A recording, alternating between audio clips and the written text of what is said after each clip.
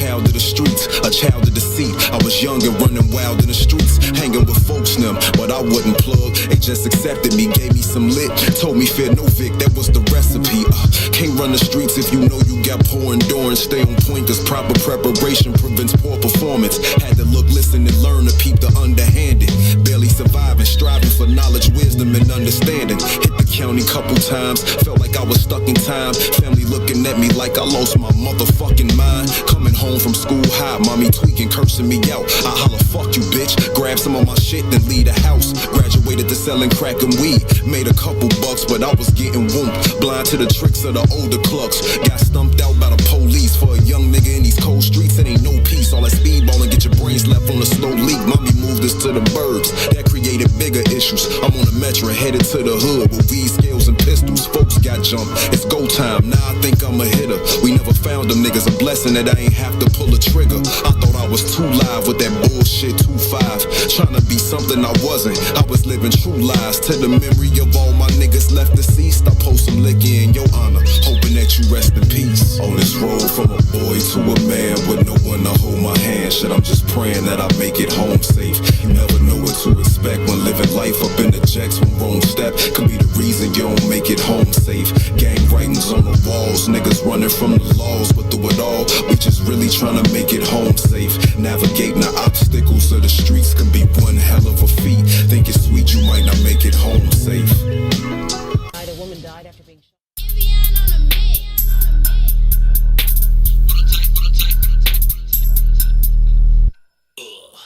Run it, run it, run it, run it.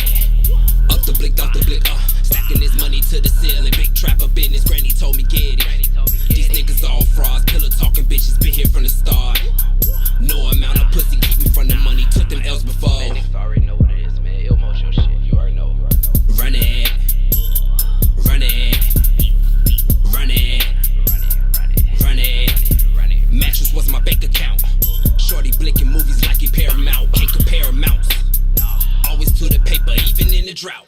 Run it, run it, run it, run it, run it, run it, run it, run it, run it. Run it like Emmett, I need a percentage. Turn wifey to widow and then she go missing, the baby's forgiven. We at your head like a scrimmage.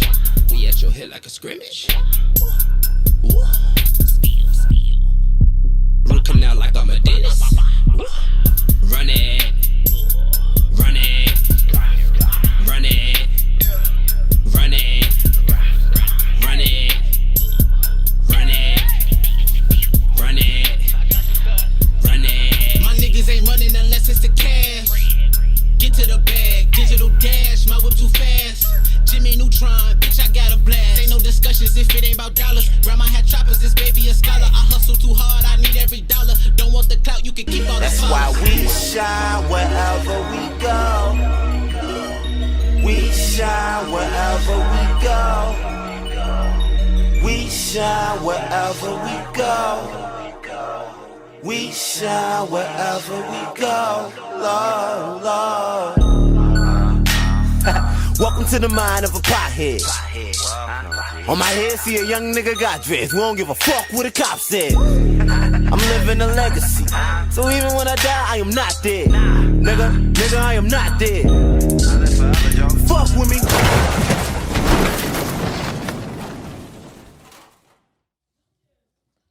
Great evening to you wonderful people. Welcome to this Thursday edition of y'all be thinking, I think y'all be thinking I be playing. I really be looking at both of y'all like, please tell me what the day is. Y'all be like, yeah, whatever. Thursday. You doing too much before you get here. Huh? Doing too much before you get here. No, my life is just, it's not really Conducive to keep it. It's not really dictated by the days. Like I don't, you know what I'm saying? It just, I don't know. Like I could do the same. It could be a Sunday. I just don't know. But anyway, my bad, y'all. It's a Thursday. Happy Thursday. We appreciate y'all tuning in to I Say What I Said. My name is Herb. His name is Tu. Every single weekday from 3 to 6 p.m., we are right here on What's In It for the Black People Media, and we are discussing issues that are currently impacting the black community. We talk about how they impact us as individuals, and we also talk about how they impact us as a collective. And along with your help, we try and find the best solutions for how we can overcome those issues. Again, overcome them as individuals, but more importantly, overcome them as a collective. So thank y'all again for choosing to be a part of this conversation. As always, your input is extremely valued. It is certainly appreciated. Absolutely anything you want to add to the conversation, feel free to do so. We will read through as many of your comments as possible while we go through the show. We ask y'all please take a quick second to share the broadcast. Let me do that. To share the broadcast, share it on your personal page. Share it even within your personal network. Absolutely anyone that you think would either add value to or find value in this particular conversation, we welcome them to be a part of the discussion, because it is our sincere belief that the more like-minded individuals we can get to be a part of this conversation, the better the opportunities we have of reaching those aforementioned solutions. Just as a reminder, if you're just checking in for the first time, when I say like-minded, I don't mean that we all agree. In fact, I definitely don't mean that we all agree. All right, we disagree in this joint all the time. That is what we do here. Everybody brings their ideas to the table. We talk through them and try to find the best way for us to move forward as a collective. So that is all I mean by like-minded. Just merely that you are aware that we have some issues in our community that need to be addressed. And then in one way, shape, or another, you are actively engaged in solving some of those issues. And we welcome you and we thank you for being a part of the conversation. Shout out to everybody watching on Facebook. Shout out to everybody watching on YouTube. Again, this is I Said What I Said. It is intellectual thuggery at its absolute finest. My name is Herb. His name is Two. What's happening, good brother? Family, blessed and highly favored. G, how you? Man, ain't nothing to it, man. I'm feeling pretty good on this here Thursday, except I lost an AirPod and I am not feeling good about it. The audacity. Yeah, G, I'm hot. Like I opened my AirPod case today. One AirPod. I'm like, pretty sure I had two of those. Mystery incident. And so I was like, I think I probably just left it at the studio, and I was in the production studio last night, and I was like, maybe I just popped it off my ear and threw it up there, but Ron said no luck. So I don't know what happened to my AirPod, but I'm upset about it. It happens, man. Yeah. Today's the first day I got out of my garage since the snowstorm, G. So I forgot you was hopping on the green side of things, so I was hitting you up to see if you had gotten your car out when I was on my way here. And then you text me like I'm on the air. I was like, oh, I forgot you did say you was hopping on the green side of things with Cassie and Sadie. Yeah, but I just was dedicated today. I just put in some. I had to hit some sweat equity. I hit some sweat equity. Then after about 5 minutes of the sweat equity, I hit the toy. Woo! Woo! It came quick, G. But this morning, man, I tried to open the garage. The garage was frozen shut. Yeah, with ice. I was like, man, I ain't dealing with this no more. So instead, I can't go out the garage now, right? So I had to walk around the whole complex, get back to the backyard, knock down all the ice from the top, knock down all there was a whole sheet of ice on top. Oh, you was getting busy. I put in some work. Yeah. So then I did all that, broke down some ice like in the just enough so I could back out the garage fast as I could. Yeah. And then I zoomed up out of there. But I knew it was early in the morning. It was like 9 in the morning when I was doing all this.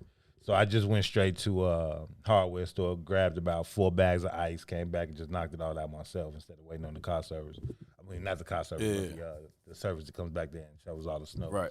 So I did it all myself, man. So the townhome community owes me a debt of gratitude. Oh, that's legit, man. Because I was pissed, but I was tired of being stuck in the house. You know what I mean? Yeah, man. That's. I was really thinking about that either yesterday, the day before, as I was, trying to get out of the snow, and I was just in the back and trying to get out in the alley, and I'm just like, man, this is what community is about. This is when you need community, and I was really thinking of not from like a sense of like everybody, come out here and help. I mean, like many hands does make light work. That will work too.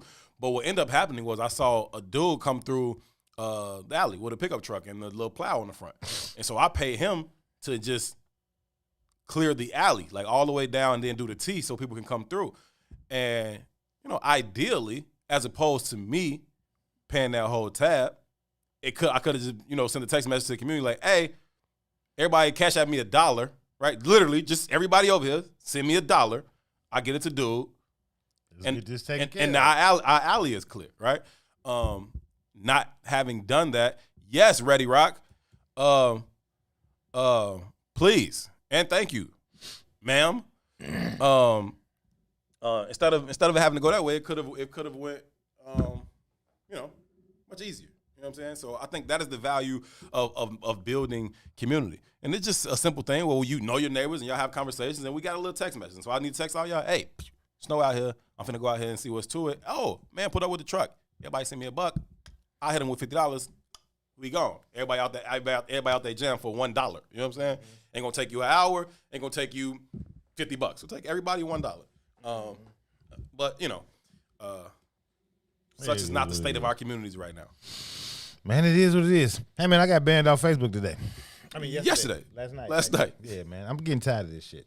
So, when we think about, we had this conversation too about when they banned Donald Trump, and I was like, how how vulnerable we are, how they could take your power away. Mm-hmm. So they banned me off Facebook last night while listening to DJ and Toy. Weeko Wednesday. No, it wasn't even DJ and Toy. It was on In the Zone. Brian Foster show that I got banned off. That's right. It was. Right? Shout out to Brian Foster. In the Zone was lit yesterday. Yeah. So one of the ladies on the show was talking about dating an African, and I was being facetious, and I just said, "Damn Africans." And that was enough to get me banned off Facebook. Yeah. Damn Africans. Yeah, that's wild. But you know, they target you, bro. I've never I ain't even been on Facebook that long, so let me not even act like that. But they target you. They kick your ass off a lot. Like, could you say white people and devils and crackers? And they be like, no. Lock his ass so up. Disrespectful, G. And then now, because they don't want it to seem like they only do it when you say devils and whites and crackers, when you say Africans, they like, get them for that too. Just to balance it out. So, yeah, man, it's kind of bad out here, brother. So, in that vein, though, right, a lot of how we get our numbers up is because I share on my page often. Yeah. You know what I mean? But now I can't share on my page, so I implore all of you all to share as much as possible. We're trying to keep the numbers up, of course. We got an interesting interview today with Joseph Stanmore. Who is? He owns the Stanmore Gun Range, the only black gun range in all of Illinois and one of 3 in all of America. Mm-hmm. Right? And he's doing a push to get, I think he said 5,000 or 1,500. I don't know exactly, but 5,000, 1,500 black people, they 40 cards. So he's going to be on a little later on in the show. And I think that's pertinent information for our community to have. So, yeah, I think we should do that. Yeah, no, that's real. Please take a minute to share the broadcast if you haven't had an opportunity to do so. Yeah, it's important to have that those conversations, right? You got more and more black people than ever going to try and get concealed carry or their 4-way card at least and be trained with their weapons. And so, you know, that's been good for business for, you know, these gun ranges, and it's good to have a black one there. One, to you know, just somebody that you kind of trust, that looks like you, understands it, and can kind of take you through that process, but also to be able to support that industry in Man, it's 1 to 3 in America. I guess I didn't realize that, but I mean, these is going to go in line.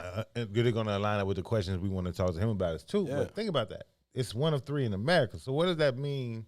And where does that leave black people in relationship to guns? Because we know that's what I'm saying. We don't guns is important in America. Yeah, but we're not really in that industry in that way, right? So yeah, it's easier to get a gun in the hood than it is a library card, right? But not legally, right? Not through the proper channels. And it's the same for the same reasons that we talk about the driver's license, right?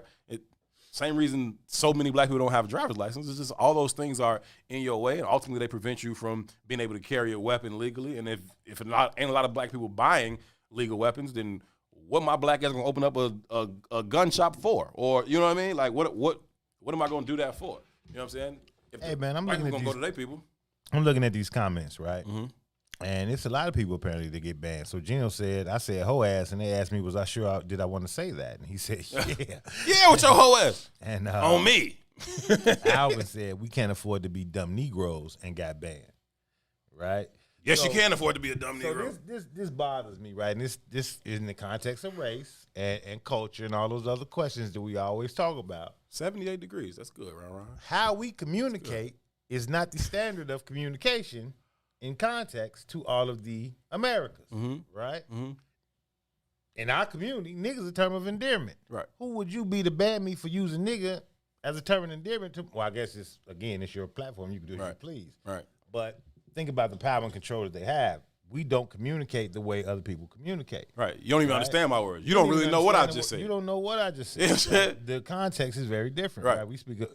It's kind of like broken English. You literally don't know what I just said. Right. Like you heard the word. Right. You heard and you the think word. You know. You don't know what I just said. It's a different dialect, right? So even when I was like, damn Africans, I was being facetious. It wasn't a dookie on Africans in no kind of way. Mm-hmm. It was really like an exclamation point. You know what I mean? Right. But yeah, I got banned for that. You know what I mean? So I wonder what would be, because they asked you in the banning, at least this is the first time I got asked, because I don't think I've been asked before. But they asked me in the banning, they said, do you disagree with us banning? Hey, Shaka, stop playing with me, bro. And Shaka, stop playing with me, bro.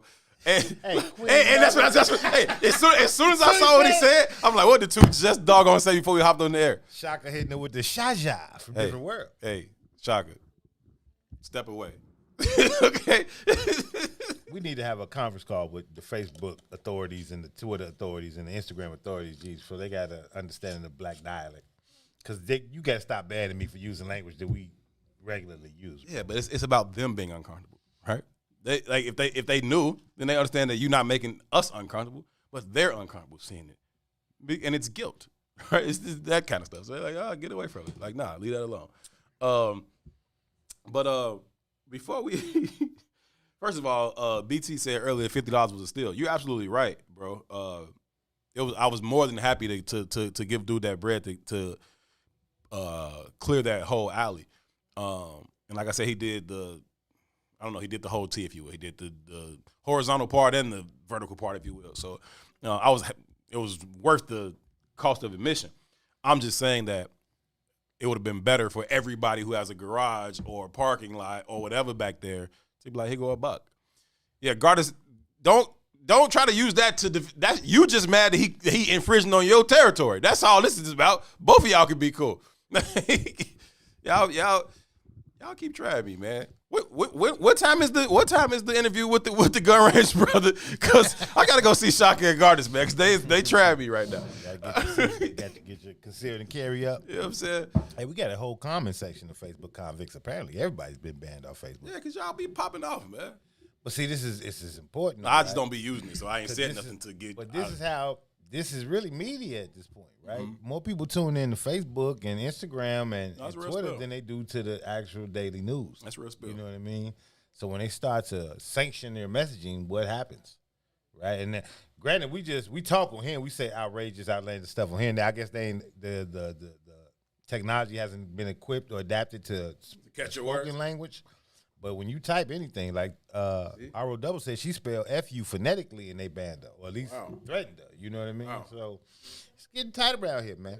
Yeah. I mean, control messaging. And if they could ban the president of the United States, they could ban you too. And it just is what it is, man. So we created another page too, man. It's the Herb and was Facebook page. Yeah, you created that in like 5 seconds after they booted you off. Yeah, I had to because I knew we was gonna be on air tomorrow. Right. I was like, I can't be off 3 days. Not be able to talk. This shit, right? Yeah. So, all y'all follow that, and I think what we're gonna do from now on too is try to build a platform from there. You know, so everything can be centrally located instead of using both our pages. To that point, somebody reached out to me trying to set up an interview for us to interview this black social media startup company. Right, and I want to say it's called Black, like with 2 C's, because I don't know, they Crips, I guess. But I don't know. But so they reached out to me. I'm gonna set that up and bring them on here and see about that, because it is a necessity at this point for black people to have a black-owned social media platform and network. That being said, we got to become builders instead of just end users. That's true. Yeah, but we want to be where the white folks at. So, you know, whenever that thing launches, we're gonna be slow to get to it because I want to be on Facebook. I want to be on Instagram. You know, the vast majority of us maybe, but I think if it's regardless of who it is, if we get it, we need it, right? So we need to stop becoming. We need to become builders and not just end users. So I'm with it. And usually, what happens with the black companies though is that because they lack funding and they lack the structure, like Facebook is not even. I don't know if Facebook might be profitable. I'm not sure, right? But what up, good brother? As long as their shares are like private, they not profitable. So I don't know if they are or not, but they got enough money and enough advertisers to keep the shit going at the rate that they're going. You know what I mean? So black people usually don't get that kind of an infrastructure behind them, which in turn forces them usually to have pay sites, right? So you got to be paid to be a part of it. It's some other site I did pay for at first to get on, but it wasn't just user friendly. It wasn't user friendly, but it's black people. but it usually just costs us some money to play. And it's hard to get people to engage. to play, in that way. baby. You know what I mean? Hey, Miss Deborah, you can say hey as many times as you want. They kick you off again, come back in here and say hey from the UK again. We appreciate you checking in as always. Two, what you think about your boy Ted Cruz Going to Cancun? going to Cancun in the middle of his state being in a state of emergency? Yeah, I ain't mad at him. No? No, that's who he is, right? So I think, one, Texas has like a private infrastructure, so they're not on the same grid as the rest of the United States. Like, legitimately, Texas has its own. Texas really could be a sovereign place. Yeah, Texas is bigger than They getting money. California too. Texas, you know what I mean? Like you take out like a few states, maybe like 10. Texas is bigger than the rest of the states. Mm-hmm. You know what I'm saying? But they got oil money. Like I mean population, but also landmass too. Like, you know what I'm saying? It's just a huge ass place. It might be bigger than some countries. Like, you know what I mean? Like Texas is huge. So yeah, they on their own thing. But man, I'm just saying, like, you are Republican senator from Texas. You go to take a vacation, bro, in the middle of a state of emergency for your state, G. It's just tone deaf. I'm not saying I'm mad at him. It's tone deaf. Like it's like nobody told you like, nah, you probably shouldn't do that, bro. Nobody was like, nah, you. I don't know if it's tone deaf though. It is, bro. You got your whole state in a state of emergency. You got people who can't eat, right? They don't got food in their house. Whatever food they did have is no good no more because refrigerators and freezers haven't been working for a week. They can't get to the grocery store. They don't have food. They don't have lights. They don't have heat. You got people in here freezing to death in their crib, starving to death in their crib. You take your punk ass to Cancun. If you're going to do that, you need to hop a private jet. Don't go through the airport. Go secretly. Yeah, G, you wildin'. Because I know you're it was a pre-planned trip for my family. I'm sure it was, bro. Right? I'm sure y'all did plan this trip months ago. But what happens, a natural disaster, the likes of which only happens in your state maybe once every 10 years or so, happened. Fam, you can't go on vacation right now. Sit your punk ass down and for appearance's sake, be it for your people. I'm not saying you need to go out here and start knocking ice off the power lines. I'm saying you need to be in the office fielding phone calls or trying to get FEMA down here or whatever. You don't need to take your ass to Cancun when your state is stuck in the crib, starving and freezing. That's all I'm saying. It's not a good look. So, don't disagree with none of that, right? But I don't know if it's him that's tone deaf or the people, right? What people? The people of Texas, okay, right? And it goes back to the totality of the conversation with the rest of it. At what point do you stop being a victim and become a volunteer, right? So at some point, you got to understand the consequences of your choices. It is what it is, right? We pay taxes, but we don't want to be on this power grid of the United States. You're an idiot then. So what you paying for, right? So you want to succeed, then you got to deal with what you got to deal with when you succeed. It's part of that pull yourself up from the bootstraps ideology, that concept. It's the reason why you get pushback from the ADOS conversation, right? It's oxymoronic than a motherfucker, man. It's nuanced as hell. But the whole construct of ADOS is about, hey, man, government owes you some shit. That's the blanketed conversation, right? And the pushback is, no, they don't. Right. And then you get what you get, motherfucker. Right. You know what I mean? I learned at some point you got to, hey, man, okay, that's how you feel about it. I learned Here's early. the consequences. I learned early that there are two things a person never ever forgets: when somebody owes you money, and when you owe somebody else money. You don't forget that, right? So when anybody who's ever told you, "Oh damn, I forgot I owed you that," no, the fuck they didn't. Not at all. Those are two things you don't forget. Now they might not have been able to give it back to you, or they was like, "Fuck you," but they did not forget that they owe you money, right? Nobody forgets that, and it's the same way. Right? So America ain't forgot, right? They try to tell your black ass to forget. Get over it. That was a long time ago. Why do y'all keep bringing that up? Never forget 9/11. Never forget the Holocaust. Why do y'all keep bringing up slavery, though, fam? But the people, though, right? And that's part of the context of the conversation we've been having all week. It was really the conversation we were just having with Sadiq. I was having with Sadiq earlier, too, and they was talking about the Black Panther. I mean, not the Black Panther movie, my bad. About the Judas and the Black Messiah movie. Let me have one of your waters, man. And they had I'll get you another one on break. And they had a brother in here. I forget the brother's name, but context is so important, right? So, one of the questions they asked was Sadiq was leaning on was like, Fred Hampton said you can kill the revolution, but you can't kill a revolutionary. Right. And I told you early on when we was talking about the movie. Like, that is how you kill the revolution. But I said early on the movie I ain't really rock with the movie like that. I was kind of like indifferent. I'm not saying it was bad. I just kind of was indifferent. It was just one of those things you had to watch. It wasn't a great film. It was just one of those things you had to watch. But over time, though, the last couple of days, I've had a different thought. I think it was damn genius now. You know what I mean? And I think it was damn genius for the way they leverage nuance. And what they've effectively done is kill the revolution. And they've killed the revolution by making it the acceptable journey to just assimilate, right? The aspiration becomes the goal now, so revolution can't exist. Going back to what Uncle Walt says about you can't revolt against that in what you love. Agreed. Right? So it's all this pushback when Ice Cube says, hey, man, we demand some things. We push back. Black people push back. Oh, yeah. Right? Now the same thing that Q was demanding before he said give him your vote. Now y'all asking for it. Now y'all want that? Now we asking for it. I don't understand the logic. I thought y'all didn't want that. But again, it's that same narrow-minded, pull yourself up from your bootstraps concept. Texas definitely stands on that theory. And I know this sounds harsh, right? But now you're in the position you're in. No, I hear you. Like, either assure that you have better representation or deal with people who aren't there to represent your interests. I don't care that you are freezing and starving. I'm going to have this margarita on the beach, fam. Like, that's what I'm going to do. Good luck with that. You know what I'm saying? We got power at my crib. They brought me a whole generator if need be. You know what I'm saying? I'm out of here. Deuces. Good luck. Y'all let me know how that go out, how that work for y'all. I want to address this comment real quick. Alvin says, I'm done with the... Damn, this shit's moving on me. He says, I'm done with the ADOS movement, Yvette and Tone. I still acknowledge my ancestors who went through slavery, Jim Crow, and now the war on drugs. So the only reason I want to stop and acknowledge that, because very similar to the Fred Hampton statement, you can kill the revolutionary, but you can't kill the revolution. I think we need to stop investing so heavily in the messenger and fully grasp the message. Right? I think I told you a long time ago, like Yvette Carnell and Antonio Moore are the pinnacles of the ADOS movement. Right, they've done all the research all over the city. All over the country. Early on in that movement, I was pulled to be a influencer in that movement. And I didn't like them people, and I felt like they was going to crash into the wall. But I told you, like the idea, brilliant. Them people, not leaders, right? Yeah. Idea though, brilliant.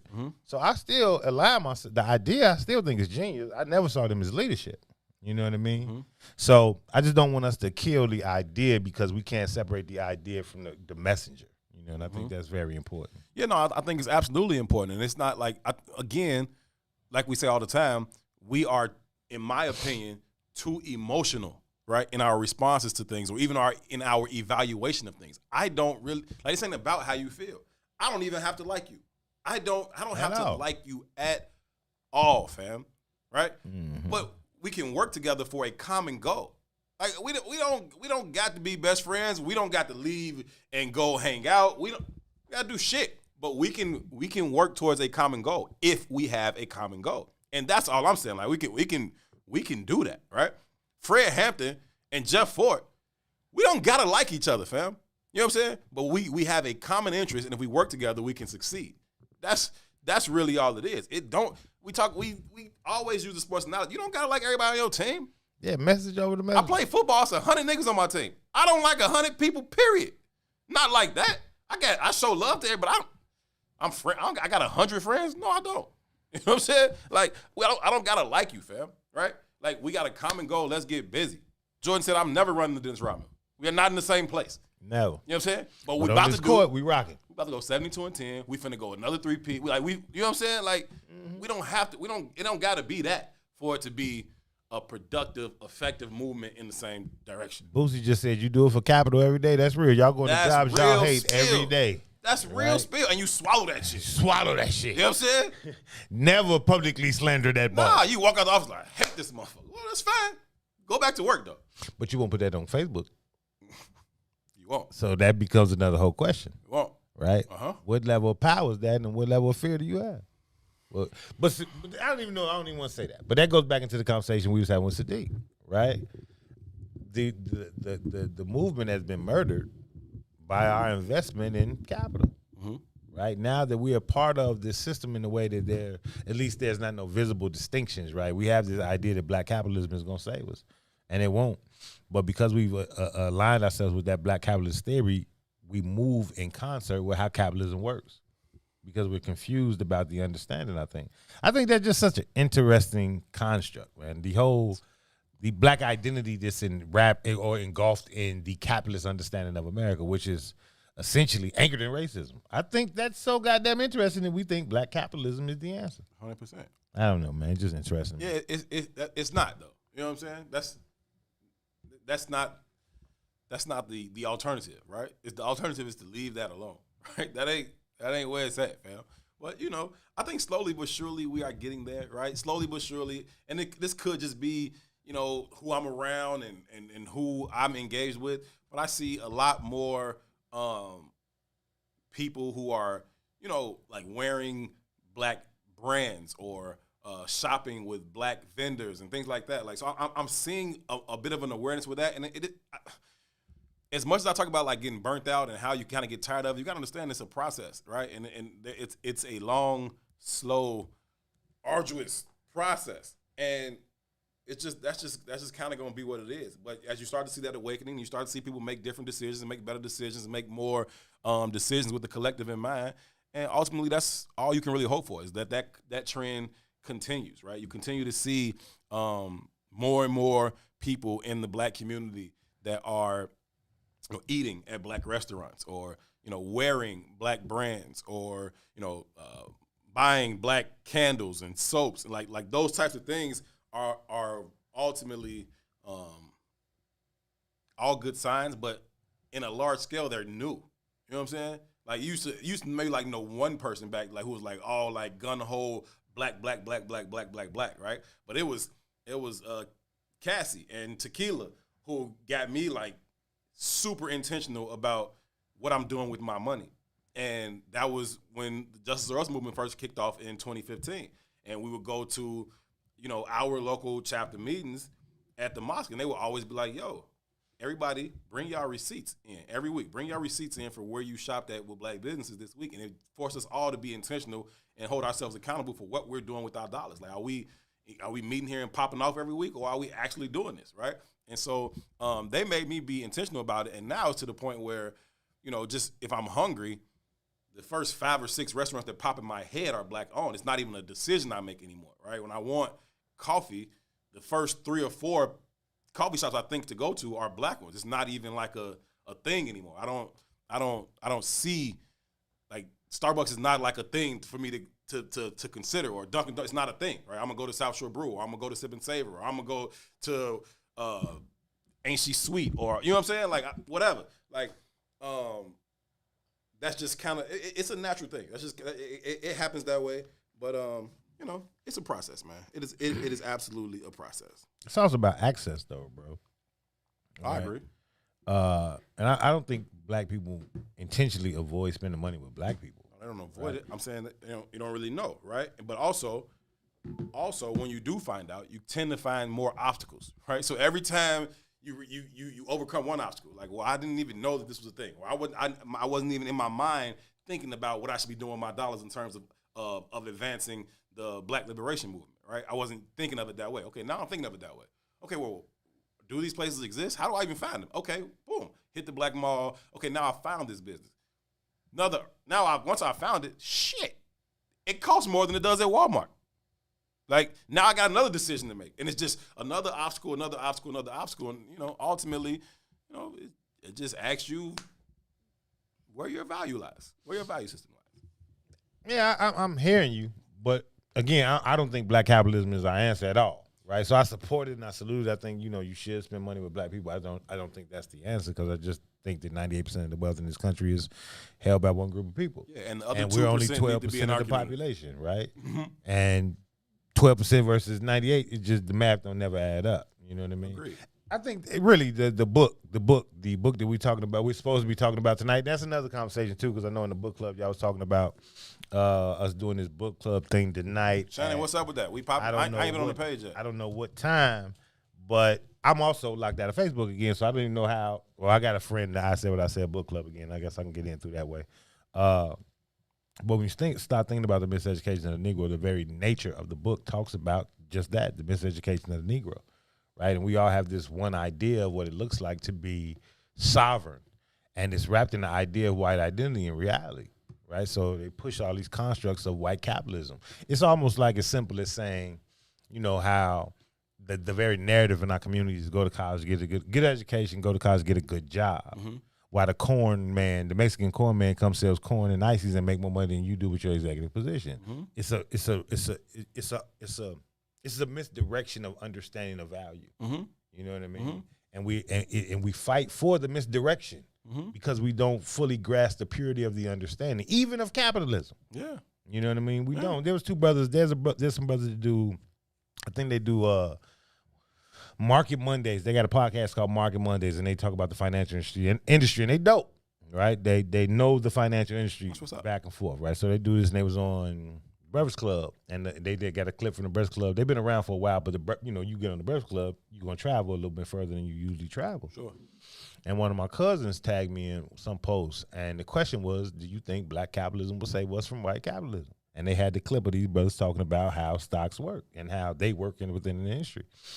And it might have been XYZ thousands of comments on there. And everybody was like, yeah. And they're wrong. You know what I mean? And the construct that the brothers was talking about was having your money work for you. Well, that is the very nature of capitalism. That's true. Having your money work for you. But you ain't going to have your money work for you if you eating ramen noodles 5 days a week. Ain't no money enough to have to work for you. That's illogical. It's not a real construct. You know what I mean? And again, it's wrapped up in our ideas of aspiration, you know? Yeah, but I mean, to your point, it's almost a circular conversation. Yeah, I see that, and I don't disagree. I'm saying, like, to your example about the Mexican brother and the corn cart, like, he puts in what he puts in it to stock his cart. He goes out and he does the legwork. Then all of that's coming back with me. You know what I'm saying? I keep my re-up for tomorrow on the side, and I flip. You know what I'm saying? That is what I do, and I hustle corn. Same way Apple hustle devices. You know what I'm saying? Like that's and you know you can work it that way. The brother who I was talking about when that came through and did the alley, that was a Mexican dude. He don't live over there, right? He was just out hustling that day. I know where to go, because ain't gonna be nobody else doing this. Right. Where the untapped market's at. You understand what I'm saying? Exactly. And it's funny, man. My cousin is in California. He was working for Sprint or something like that. I was down there visiting him. He was like, "Dog, gee, these dudes, these Hispanic dudes come over here and they start these lawn care companies and they come buy phones for us to, run their industry off for to run their business." And he said they'll come in and buy 20, 30 phones with all cash. And all they doing is cutting grass. And I said, yeah, and your dumb ass still working for Sprint. Who's the dummy? Hello. Right? But just like the dude who came and shoveled your alley, or the dude who's selling the ices on the corner, from a consciousness standpoint, when we see that, we don't see dollar signs. We don't see growth. We see poverty when we see that. And in reality, we just have a misunderstanding. It's the miseducation of the Negro. It is. That's the very basis of the nature. We don't understand the game, So when we think about black capitalism, like we've become a contagion of wealth.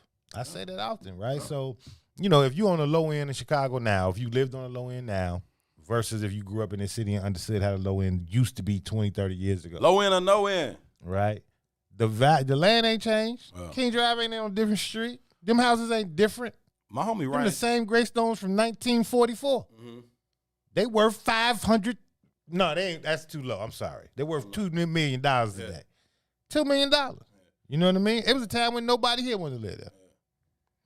The land ain't changed. The people who live there did, which changes the value of the land. Hence, you are the contagion, not the land. My homie used to have this chain that said, goes through name Ryan Sisak. He had this chain that was a gold chain that had 39.93 on it, 39 to 93rd. I was like, what's 39.93? Like 39 to 93rd. I'm like, okay, what about it? It's like the low end. I was like, the low end? I was like, okay, so I got educated about it, like how that makes, because to me, the low end was like, 31st to, I don't know, 51st. I'll say like 51st. Yeah, help me understand. I forgot. You said 93rd Street is the low end? The chain was raw. But yeah, it was like 39 to 93. It was something weird, but Yeah, I don't understand that either. Yeah, he explained it to me, and I kind of made sense that day. But it never, for me, the low end was always like wherever you want to say the South Loop is done, then you're in the low end up until 51st. You know what I'm saying? 55th. You know what I'm saying? Low end, right? That's the low end. King and Cottage. He made up his own shit. That's the low end. Definitely made up his own shit. But yeah, Now, if he was talking about 39th Street, 93 was just the address. 3993 was the address. 39, I don't understand that. They go Tiger and say, "Well, we was popping." Yeah, I don't know, but the chain was fire.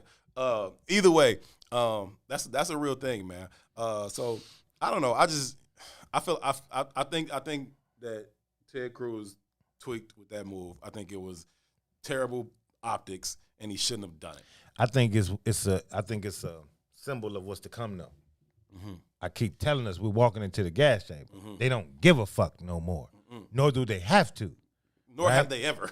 But it was at least an act. We have to pretend that we give a fuck. Right. Now we don't even got to pretend no more. We got robots and to do what you do. All the signs are being shown to us, and we keep saying, well, wait a minute, I understand why you don't care about me. Right. Because we don't got to care about you no more. We never cared about you. Right? Because white folks that ran in the Capitol was because they are seen for the first time in their life, they really don't give a fuck about us. Now, the difference between them white folks is they take up arms and be aggressive about that. When we finally get the message, we coming to fuck you up. Right. When we get the message, we vote for Kamala Harris. Right. It's a difference. Right. It's a different understanding. Different thing. Right? One is a philosophy of at least trying to invoke their power. Right. The other one is just settled. I'm going down swinging. Yeah, it's a difference. The other is like, I'll try another way. Like, nah, fam. All I'm saying is, dude shouldn't have done that. In my opinion, that was a false move. But to your point, you're absolutely right. He did it because he could. And who gonna check me, right? Who gonna check me about it? Shout out to Nicole for reading the book. She says the miseducation is buying into the educational systems that train you well to be loyal to their system. Big facts. Other people obviously understand that that's not the way to financial freedom. Big facts. And that's the real shit. We loyal to the ideas of white folks. That's real. No, that's real. It's shining in here, man. You said that the book club meeting was posted in the Israel's book club thing. I don't even be knowing how to get to the stuff, G. Like, I be seeing messages like, so DS, who been rocking with Wiz for a long time. Shout out to DS. She now mostly watches it on YouTube because she be busy, right? And send me a message. Like, I'll be rocking. I'm always watching on YouTube, whatever. And, she was saying stuff about it, and she was like, well, she sent me an article, what she was saying, that we, or at least something that we should talk about for a Relationship Friday. It's going to be a good discussion, actually. But, dang, I lost my train of thought. My bad. The essential article that we should be talking about. Yeah, it was something else that I was getting to about something else. Okay. And my bad. It'll come back to me when it doesn't even matter anymore. So anyhow, man, wanted to touch on the Ted Cruz piece too, and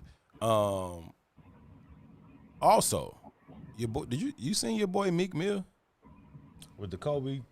Yeah. Thing. I didn't hear it, but I saw people talking about it. Yeah. So when I first heard about it, I was like, I immediately was like, there's no way he said anything that could even be misconstrued as disrespectful to Kobe and his tragic death, right? I'm like, there's no way. There's no way Meek would, like, even if it was close. Now, I still don't believe in my heart that that was his intent. But I was like, there's no way he recorded something and put it out that was even remotely disrespectful to that man. They both from Philly. You know what I'm saying? Kobe is Kobe. Like, Meek didn't come at Kobe. He didn't do that about Kobe. Bruh, he did that. Like, the man tweaked. I will read y'all the line of it when we come back from break. I'll read because I had to go find the exact line. Mm-hmm. Like, don't, like, because the verse was like, he said something about, Chopper and Kobe, and I was like, I don't know. I haven't heard it. I can't imagine he said something that crazy. But he tweaked. And again, I don't think that his intention was to be disrespectful, but I think you have to be 100% sure that what you're saying is not in any way disrespectful.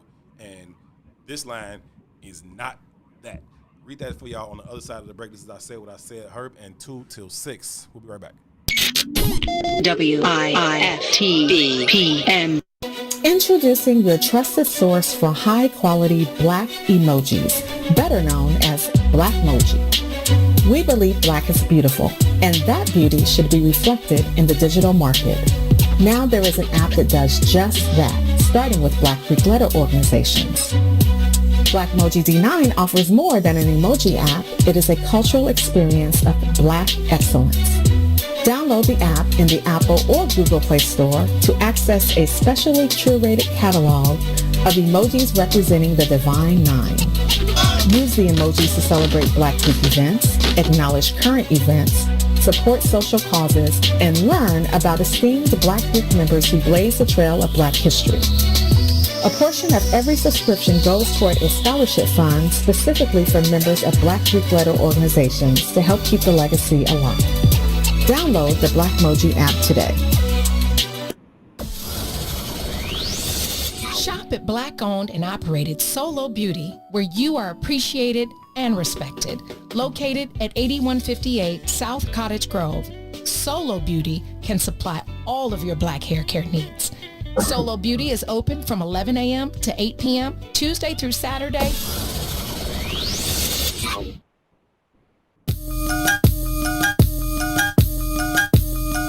All day.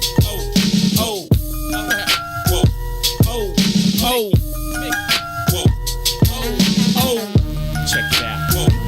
See, while you was on the corner trying to scrape up pack money, I was driving 80 stack trucks off rap money. I'm back money. If you want it, come to the hundreds and ask for me. Meet them OGs that'll blast for me. I'm right here. Ill Adidas, $400 jeans on me. Itchy with no safety, a loaded magazine on me. Southside, that's as wild as it gets. And no, I never sold crack. That's some house nigga shit. I'm not judging, but every man that's a man gotta stand by his principles, and I'm not budging. That's Mickey. You can take it how you want, but you can never be me. You can fake it how you want. I spit that uncut raw. You can bake it how you want. Break it down any way you like. You get the same result.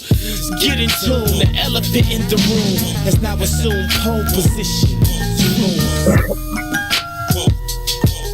Whoa. Oh. BJ, get him. Come on.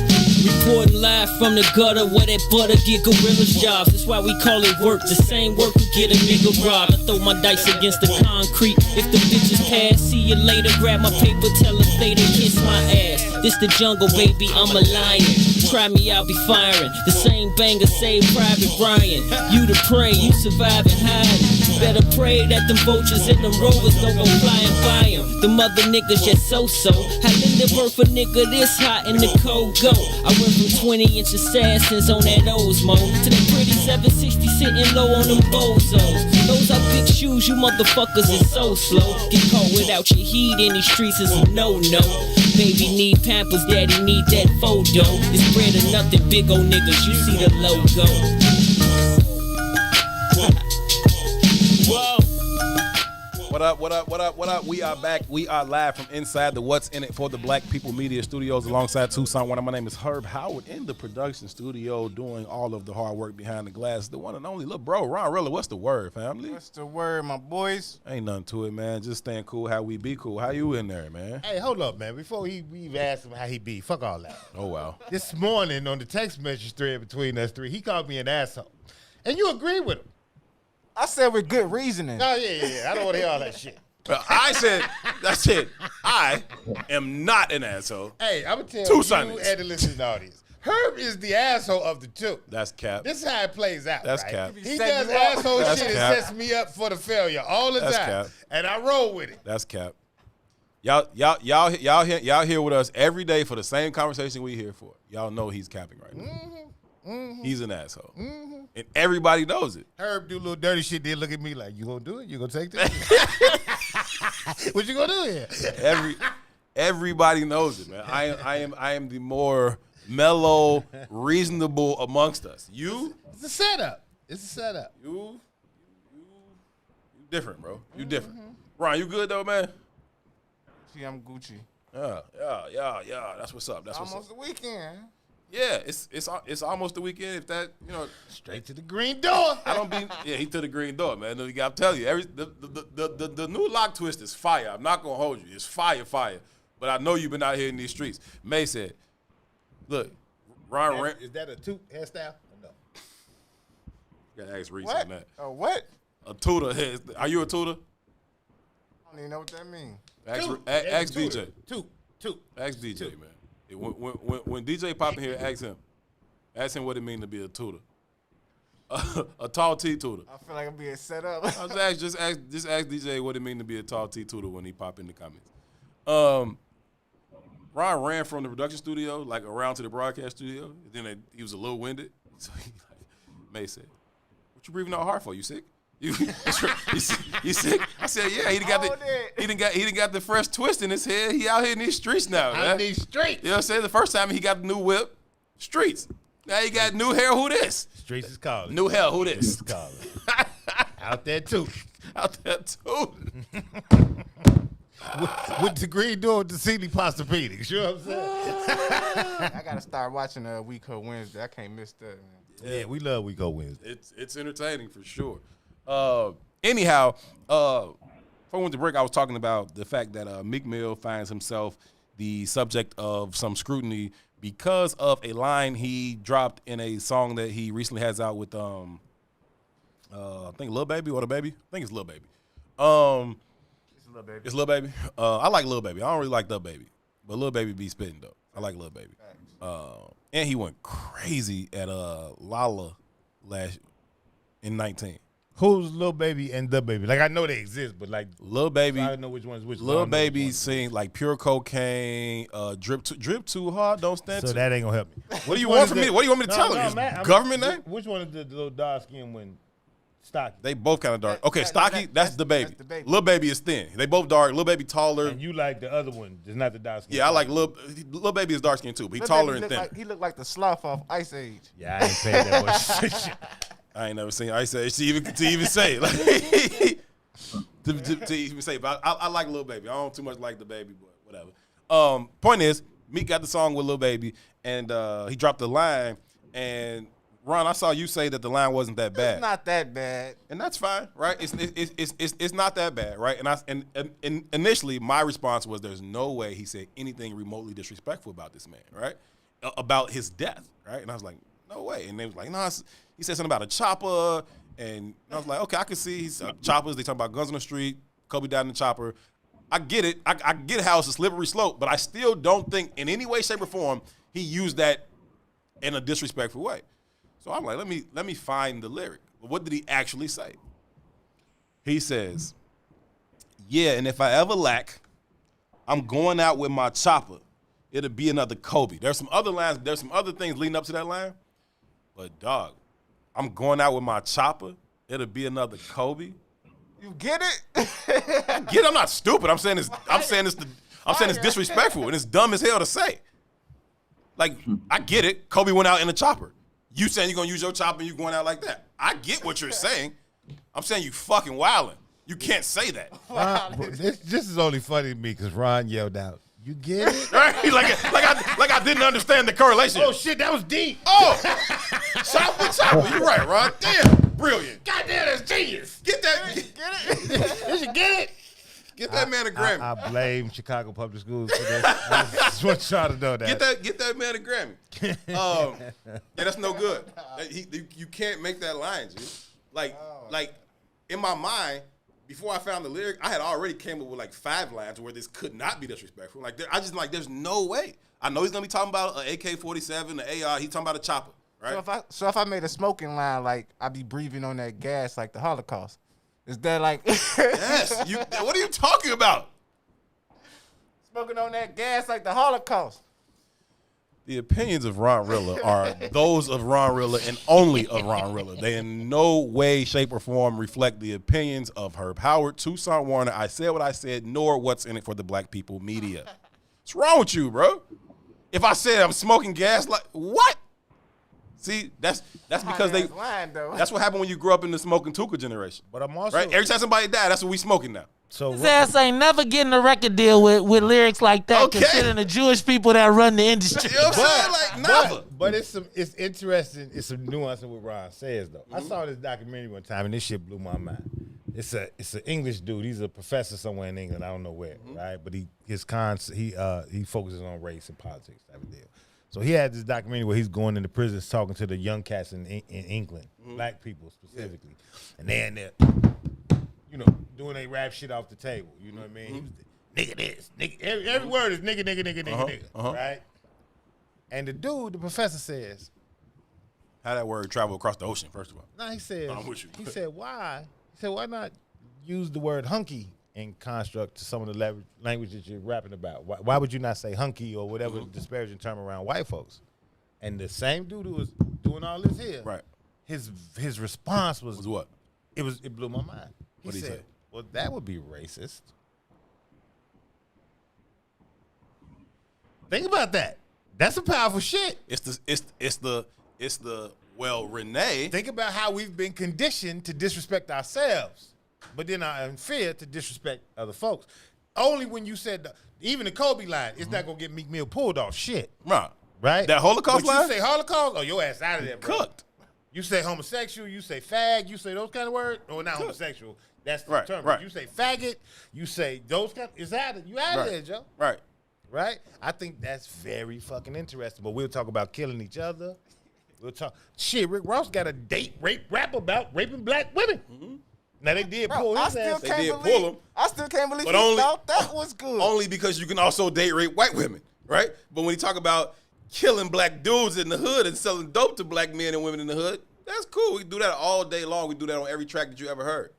But nah. Shamika Turner in the comments on YouTube says, getting at the little homies like a Catholic priest. That would be her line. So now that's what we doing? We just finna try to find the most offensive lines we can drop? Come on, I'm with that. This is a fun game. Oh, God, this is funny. This is a fun game. This is a good exercise. Keep it up. Getting at the homies like little homies like a Catholic priest. Getting at the little homies like I'm a not going to Catholic say that priest. this conversation was taking place just before we came on air with some people in this studio. You saying we were talking about Father Flager earlier? I wasn't saying that. Oh, I thought that's what you meant. Oh. I wasn't in the conversation. Who was having that conversation? Me? Maze? Oh, okay. I wasn't in that conversation. Okay, cool. What was you all saying? That he's dealing with some allegations right now. He's dealing with some allegations right now. That's it. Nobody made any definitive judgments on it. He's dealing with some allegations right now. Alvin, you right with that one, brother. He says Team William O'Neill. Think about that, G. They've normalized the dysfunction. Yeah. Team William O'Neill. You killed the revolution, Why homie. are these things on here? I'm tweaking. Yeah, no, it's a different thing. It's a different thing. The rules are not the same. But Oppression to a dope beat. you can't do that. Jay said crackers on his new joint. Even that though, right? Think about the term cracker, right? We use it as a derogatory term, right? If we wanted to disparage white folks. We doing offensive lines for real. I'm full of them. Come on, Steve, run it. I know you got some ignorant stuff to say. We can't even read some of the stuff Steve. Yeah, he's finna come with some. He's gonna be finna come. outrageously He's finna come off the top rope with some stuff. But even the term cracker though, right? Is brain work different. The term is built around cracking the whip on the slave's back. That's a position of power. You not the one getting whipped. You the whipper. You understand? But we leverage it like it's a derogatory term. I mean, I guess it is a derogatory term in the construct of race and how we view race, but in the understanding of power, they were the powerful. Yeah. Shannon, the Zoom book club tonight, I'm with it, but I just told everybody I got, you just pinned that? So I guess I'm going to have to figure out how to get into there because they banned me off Facebook. Again, because I said, damn Africans. You can't get into it from the Wiz? Oh, they got to accept you for I got to get accepted over there first. Well, request so Shannon can pop you in there. Yeah. 8 to 9:30 tonight. All right, cool. That works out. Shamika Turner's going with the line. She said, let's talk about the Father, the Son, and the Holy Ghost. In regards to the red statement you just made about the Father. Oh, she got bars. Bars, son. Hold on, check me out. Read the comment. Which one? Which one? Now say yours. Niggas think they fly. They too plain like 9/11. Oh, Why is he so impressed with himself every time? He is. It's good though. I like it though. See, yeah, no, I don't like it. I don't like it at all. I like it. I'm with it. And what's crazy though, he thinks the derogatory part is the two plays like 9/11. Niggas is just fine. That's a colloquial term. That's the point I'm fucking making. But it's the well, Renee. Well, I'm not a nigga either. I'm not a nigga either. You know what I'm saying? When miseducation of the Negro in here. You Ron, you heard when Dave Chappelle did that piece? Yeah. When he was talking about how the executive from Comedy Central, whatever, came like, hey, you can't do this skit. You're like, why not? You keep talking about he was saying fag in his skit. He's like, you can't say that. He's like, why not? He's like, I say nigga all day. Y'all don't say I can't say that. She's like, well, that's because you're not gay. You can't say fake. Like, well, Renee. I'm not a nigga either. Not a nigga either. Think about that. But to Renee, it's deeper than that was just. But that shit is normal. Yes, you are. You started your line with nigga because that's just where you was comfortable. Right? The derogatory shit was plays like 9/11. Yeah, it didn't say Fuck these niggas. It didn't say guys think that. It didn't say people think that. It didn't say brothers think that. It was niggas think that. Yeah, niggas. Yeah, nigga. Don't put that on my conscience, man. See how that works? You did it. You did it. You said it. You wrote it freely too, and you were proud of it. Look at my comment. Hurry up. Hey, look at it. I want to read my comment. I've been working on this. He was so proud of the two planes, he skipped right over the niggas. Y'all gonna make me not want to say niggas though. Good. That's the goal. Good. That's the goal. Good. Nah. So anyway, getting back to this Meek thing, man. Yeah, you can't do that, bro. Like you just can't. What do you think the backlash will be? Oh, nothing. People will wild out for a few days, and that'll be that. I mean, some Kobe, purists and fanatics would be like, I hate him forever, right? And I get that. Kobe's bigger than black people, though, right? Like, he's an iconic figure. Yeah, he speak like 6 languages and whatnot. Right. Spoke. Sports transcends in a lot of ways. So, I don't know. Ignorant. I wasn't making a joke. What's wrong with you, man? God. What happened? I said Kobe speaks 6 languages, and I said spoke. He laughs. Like I wasn't making a joke. I'm just saying past tense. Spoke. Like Something's wrong with Lil Rod. What's wrong with you, man? Something's wrong with him, man. Something's wrong with him, for real. Like if I said he, Look, I really thought that was intentional. No, if I was like Kobe dressed fresh, and I was like dressed, like I mean like he used to. Like you seek help, my bro. Seek help. Yeah, go to church this Sunday. Find some niggas that can give you some therapy. Find it. Yesterday was Ash Wednesday. Yeah, you need to be giving up something for Lent, bro. You need to be doing something because you are wilding out here right now. Anyhow, I don't know. I don't think there'll be much backlash for real. I think people will wild out for a little while, and then Meek will be cool again. But I don't know how he thought this was okay. I really don't know how he thought this was a cool thing to say at all, right? And apparently the song is listed under the title "Don't Worry, R.I.P. Kobe." I don't get it. Yeah, so Lil Baby also has a line in the song that references Kobe, but it's not even close to disrespectful. Lil Baby said something about like, can't wait to have a son, name daughter Kobe Gigi, right? Bless his heart. You know what I'm saying? I don't know what your boy Meek was on. Like, I don't know how he like, and I can get it. You in the booth and you spaz like you in the booth, you just spitting and you like, but then you gotta be like, oh no, that I don't even like the way that came out. We can't press that up and send it out. It kind of begs the question though too, right? Because in a lot of ways, like, would you think Meek would be considered like one of the top lyricists in the game right now? Yes. And maybe it's really just exposing that they're not really top lyricists. A C student is smart as hell in the F classroom. That's kind of the point I'm making. I heard, and I only brought that up because today everybody else over there eating crayons. First, I got the car. At least coloring the lines. Told you first time I got the car to the garage today. Right. So when I was doing all this, knocking all the snow down, and I ain't had my phone out there. I was just in a rush, right? So once I finally got the car and drive, I ain't even closed the garage. I just drove off to go get salt and all that. And the radio was on. And I don't really never ride to the radio. Mm-hmm. And there was something on there called Big Stepper. Have you ever heard this song? I haven't heard the song. I've heard the term. I've heard the term used. We be with them steppers. You be with them steppers, huh? Yeah. They call Big Steppers too. I thought it was local. They local? Yeah, this is Chicago. That shit's so ignorant. It's so remedial. This money we use. It sounds like the alphabet song to a trap beat. Like a lot of money. It's $40. Okay, cool. But it sounds like the alphabet song to a trap Shout out to beat. Candace and You know what I mean? and Ken of Steel. And I couldn't believe that this was on the air. Like, I guess I could believe it, but it just speaks to how, I don't know, man, this youth culture is dumb. Oh, yeah.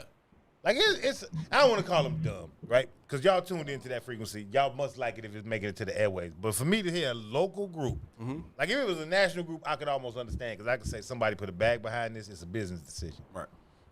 These local cats usually got to be talented to make it to the next level. Really? I think so.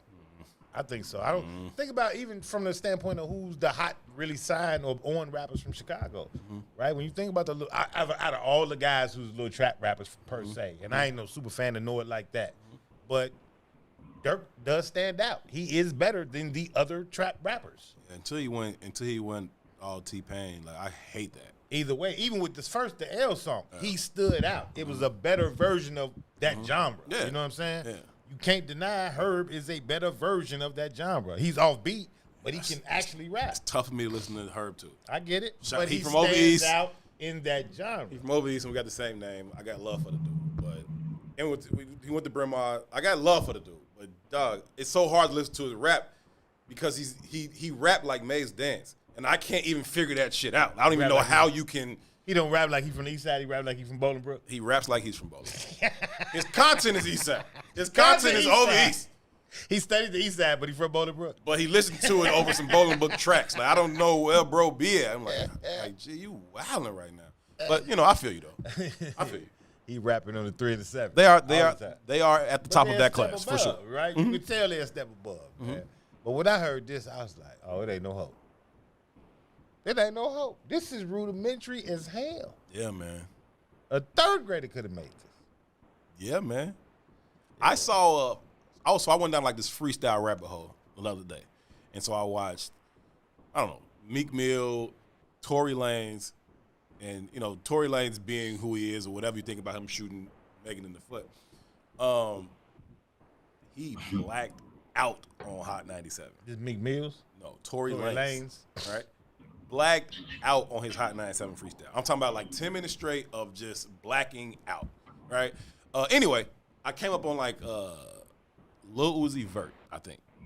And if it's not you, Lil Uzi, I'm sorry, it's one of the other ones, right? One of the It's one of them other weird purple-haired, ugly-faced, diamond encrusted in their Goofy- forehead Negro. goofy talking. I think it was Lil. I think it was Uzi.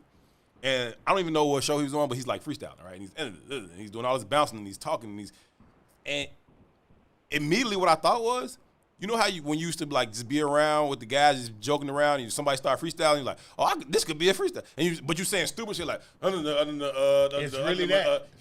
That's literally his freestyle. He's literally like like literally though. Now I'm not I don't know what he's saying. He's literally like those are the sounds he's making. Literally that. And I'm like, this and the host, the radio host, and then all this dude like, I'm like every other bar he'll say like an actual word. Yeah, stop it right now. Like, and I'm like, yo, this is the stupid stuff you used to do. Like, oh, you just freestyle like literal. It was. But we champion ignorance. Yeah, and then wonder why everybody ignorant. Yeah, but he got a $24 million stone in his forehead. So. Because again, that's how you kill the revolution. That's exactly how you kill the revolution. Right? Make them value things. Things become more important in life Then people. than people. Lil Wayne said And that in you the can old Wayne You verse when Wayne could get still things from rap. doing whatever they be New Orleans, my birthplace. You heard me. Where money's more important than a person. Yeah. Like, that's. And it ain't just New Orleans, my G. No, it's not. But that's what he from. So Right. yeah, That's what it is. yeah. I mean, that's the reality of the situation. Yeah. I just think that forever and ever, unless you are deliberately saying all honor and respect to King Kobe, keep him out your raps, fam. Because you niggas are not intelligent enough to not do some dumb shit like Meek just did. Just not. Like, just leave it alone, dog. Like, leave it alone. He shouldn't have did it. He shouldn't have did it. That's not a good line, Ron. Okay? It's not a good line. Ron, like, it ain't that bad. Listen. I didn't ever say it was a good line. This is not that terrible. It's not that bad. See, this is also You make a reference to him going out on the chopper. That's for what? No, but see, this is what's happening here. This is the generational Why divide. do I still got him on between- camera? I keep forgetting to take him off the camera. Leave him there. Leave him there. Toot. We're going to call this is Toot Time. Toot Time with Rob. It's a new segment on Izzo. It's called Two Time. Toot Time with Rob, right? But this is the intergenerational. It's funny because he don't exchange. know what it is. I know. He would be mad as hell if he knew what it was. He'd be pissed. I'd be a super asshole there. With a cape on.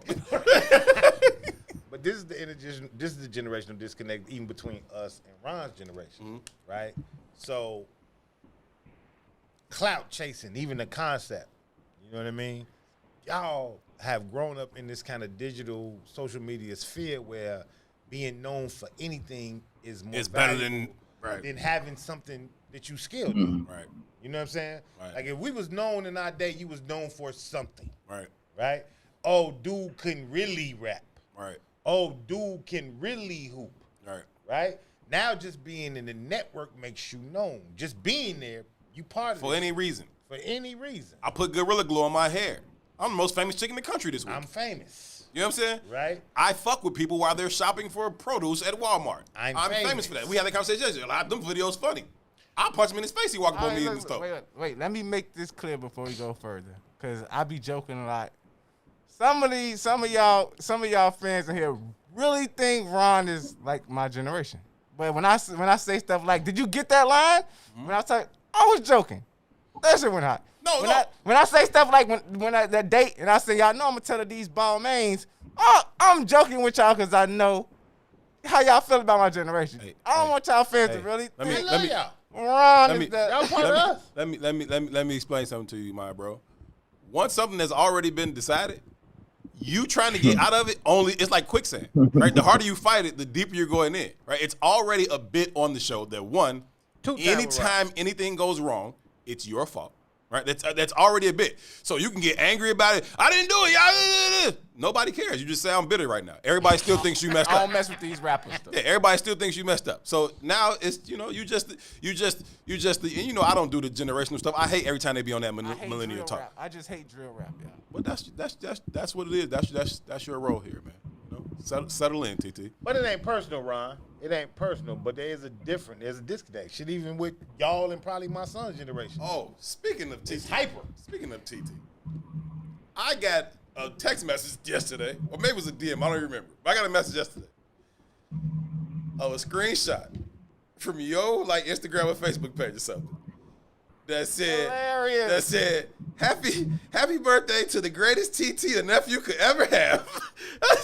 and the person who sent me to it just said, so apparently this is his thing. Like this is what he does all the time. This TT shit is his thing. Like I looked at that post, I said, Hey, TT. That was my actual auntie. Yeah, so That's y'all, I that's my word for my aunties. We know. We know. We get it. See how he think, like every time we say he doing something, I don't know, I don't hear it. It's something else. Every time he do something, he things like I can explain it and then they'll get it. No, it's not that we don't get it. Nobody's stupid, right? I understand that you're saying Y'all TT get because it? she's your auntie. Y'all get it? We get it, Ron. TT, she's my auntie, TT. Like, we get it, fam. We're saying it's a wagon sale. Like, we understand. Like, Fuck all that. right. So the best TT a nephew could ever have. Hey, TT. This nigga 30 years old. Talk about the best TT a nephew could ever have. But yeah, to the conversation though, bro, for real, right? Think about how valuable clout is to y'all. And then even, you go 15 years from you, like a 15-year-old boy, how valuable it is to him. What they'll go to do, what they'll do to get attention. Because that's how clout is. What do I got to do to get attention? Anything. I told my son one day, because I had to go in on my son because he did some complete idiot stuff. So he has an Instagram, and I'm on his Instagram. This is how stupid he is. I'm on your Instagram, dog. He's in the middle of Lakeshore Drive. Somebody's taking a picture from under the bridges. I said, you dumb. Wait, he's doing what? He's standing in the middle of Lakeshore Drive. So he ran across the barrier. Stupid. I said, you realize how fast 50 miles an hour is, stupid? No, he doesn't. Because you don't. You can't. Right? Because that shit would knock your knees off your body. Oh, that car way down there. for a picture. But in 2 seconds, that car will be right here. Right here on your ankle. It's every hour is gonna go 50 miles. So how fast do you think it's gonna go 50 feet, fam? Yeah. You're tweaking right now. Yeah, you stupid. Right? For the right photo. Yeah. Right? Cloud chasing. Clout chasing. I'll die for this shit. And I said, dummy, you realize I'm on your Instagram? And then you gonna even if you did it, you dummy, why would you post it? I'm not coming to your funeral. You stupid, dog. Like, I'm not coming to your funeral. I mean, and I know it's just part of the next guy. Everybody got to learn their own place. I get it. You know what I mean? But I get it. That's I've done dumb stuff. I do anything for attention. But I wasn't doing dumb stuff for attention. I was doing dumb stuff because I thought it was fun. It was the right thing to do. Clown Real. move, It bro. was the thrill of it. Yeah, like I climb up on the roof and do stuff like that. But like it wasn't like, hey, look at me on the roof. I'll do it by myself. You know what I'm saying? Like, that kind of stuff. Yeah. If anybody I know died because they got hit by a car in the middle of Lakeshore Drive, I'm not coming to your funeral. Man, I used to do Period. graffiti when I was shorty, right? We used to do like real graffiti, right? Hang off the side of the demo. We ran across the expressway one time, and I'm talking about you couldn't see the cars. In my mind, we could have walked. By the time I got to the train tracks, I had to dive over the median because I was going to get hit. Yeah, it's not a game, G. It's not a game. It's not a game. How fast do you think you could run? Miles per hour. I have. Like, how many miles do you think you're running now? At that time, I could have ran fast, but I'm not running nowhere now. At your fastest, how many miles do you think you're running an hour? In an hour? I don't know. I have no clue how that time. I think it's heard. I think it's what I've heard. Like it's like 7 minute mile, because they say like a fast time, like 7 minute mile, something like that. So let's just say you can do 8 of those in an hour, right? You can go 8 miles. You can run 8 miles an hour, top speed. That be tweaking. Crazy. You know what I'm saying? And now obviously for a short distance, you can run faster than that. Like, that's over a full hour.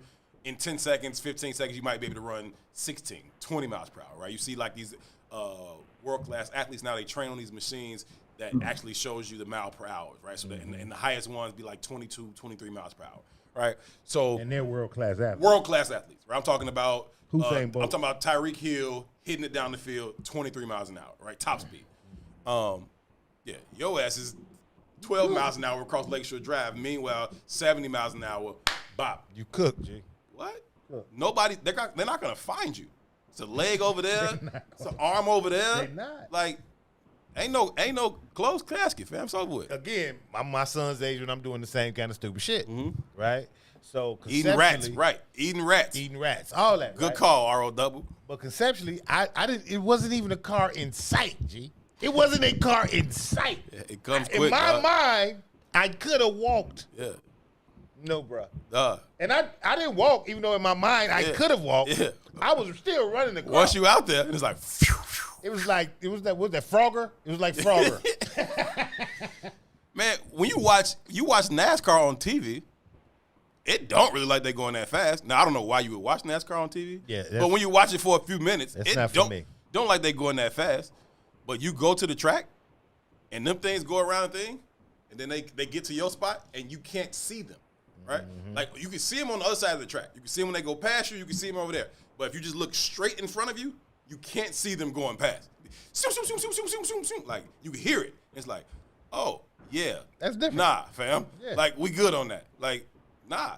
And then you understand, like when they hit them walls and all that. Like, did he die? Yeah, he died. Like, They got a documentary on Hulu about Tekashi 6ix9ine. why? I think everybody should go watch it. I really do. Candace, you watch NASCAR?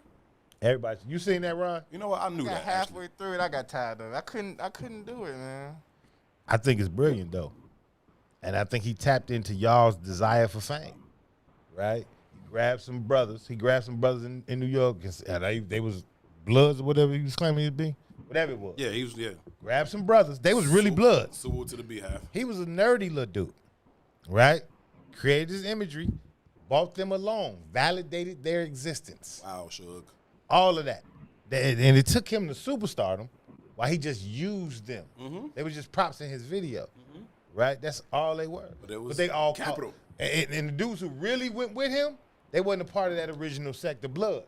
They was a stronger sect of Bloods, but they saw the growth. They was like, oh, we going to take Shorty from them. Right. And they did. Right. But the original dudes who was kind of low-level Bloods, they caught cases, along with the other dudes that caught cases from their affiliation. But it was all, none of them got no money. It was all based in celebrity, all based in visibility. I think that's amazingly blatantly ignorant. Right? But it also speaks to where we are as a populace. What's important to us. It was interesting to see that. That's a real thing. That is where we find ourselves. Oh, what time is it? 4:32. What time was that? It's supposed to be 4. He just got on if he's on. All great say I've been letting the what I brother was see asking him the whole test. I didn't know what you meant. I thought when you pointed over here, that's what you were talking about? Yeah. I thought you heard like that vibrate. I'm like, I don't know what that was. Yeah. I guess it's here. You want to introduce him? My bad, brother. He's actually logged in. I'm looking at him. He's right here. We looking at each other. We saying what's up. So look, this is Joseph Stratford. He's from Stanmore Gun Club, the only black-owned gun range in Illinois and one of 3 in all of the United States of America. So, Brother Joseph Stanmore, you hear us? Can you hear us? I can hear you well. It's an interesting show. We appreciate that, we think. I enjoyed it. No, it's good. No, that's what's up, man. We appreciate you taking the time to hop on here and join us this afternoon. First of all, before we get into state of the times being what they are, what's it been like being the only black-owned, gun range operator in the state of Illinois and one of only 3 in the country too? Yep. What's that like? How did you even decide to even go into that industry, and what was that process like for you as a black man? It was an opportunity that I took. The door opened up and I walked in it. But I was doing security. I owned a security company with my stepfather, and we just tried to pretty much eliminate all our outsourcing. Even going down to buying the embroidery machine.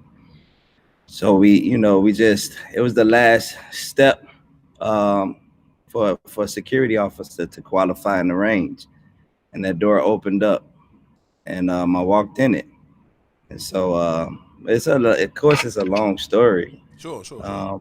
But you have to have you got to use your fortification. You got to have fortitude to step out to do things that people don't think to do, So I'm not afraid to try things, whatever I can imagine I can achieve. I can dig it. So basically, people run into challenges and they think that, that's the bad part in life, and that's the issue. The issue is that not the challenges. The challenges is what it's necessary for success. So, when some people doing some things, they try things, and then if it doesn't go right away for them, then they quit. And it's a lot of people that quit, and then I also don't limit myself. My thinking is not, it hasn't been done, so it means doesn't mean because it hasn't been done don't mean you can't be the one to do it. Right. Y'all are celebrating your first 1-year anniversary, right? Yes, sir. February 27th, we'll be celebrating virtually. And then also, we'll have some actual, some people there. Twister is going to be there. Eric Iggy Keys doing some exhibitions. And, so we're going to have a good time. Well, we bust shots in the air to celebrate a new year. So, you know what I'm saying? Y'all got all the equipment. Yeah, man. You ain't got to bust them in the air, though. We got targets back there, Are y'all open during the pandemic? Yeah, we were.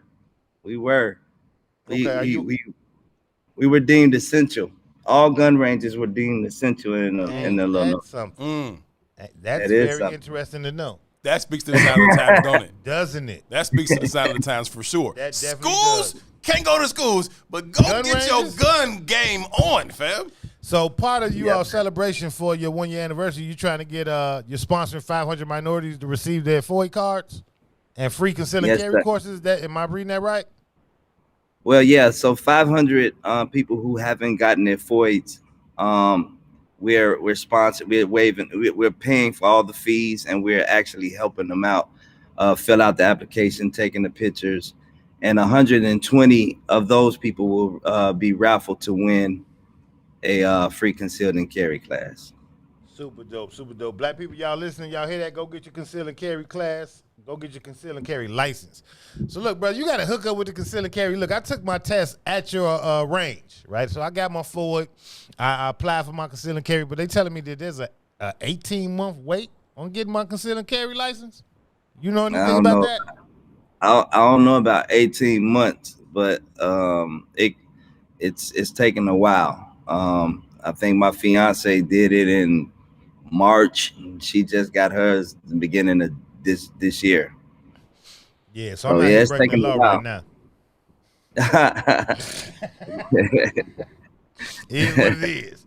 You know. Quick question, man. Yeah. Why do you think? I know there's a push on guns lately. I know, and I mean that in the sense of black people are kind of moving to leveraging guns in a different kind of way, but white people traditionally have always engaged in firearms and armory, and you know, like the NRA is one of the most powerful lobbies in all of America.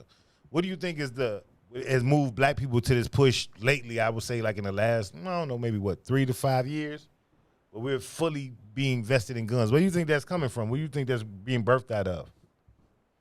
Whatever reason, I'm glad they are doing it. You know, it's time to get legal. It's unnecessary to be illegal when you could just go through the processes and you know, put yourself in a better position. So, and first of all, it's our Second Amendment right. You know, so we late. You know, we late.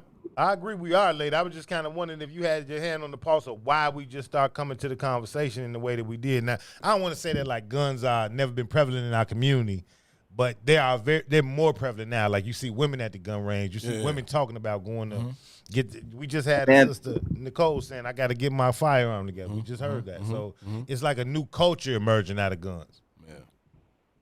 Yeah. Women are very, very strong, you know, coming here to the range. But they should be. Everybody should that can. If you can, you should. Not to be able to shoot people, but just because it's your right to be able to have it. It's the Second Amendment. That's I think true, we should that's stop. to be able to shoot people, though. That's definitely to be able to shoot people. Nah, that's not the right mindset. It's to protect yourself. Yeah, by it's shooting people. I mean, I'm just saying. You know, I'm saying, ideally, no. I never want to be able to shoot. I never want to have to shoot anybody. Is what I'm saying. I never want to have to shoot somebody. But that is absolutely what the weapon is for. Like, you know what I mean? I'm not pulling it out like, hey, stop it. You know what I'm saying? Y'all don't even advise people to pull it out like that. If you pull it out, somebody's about to get shot. You know what I'm saying?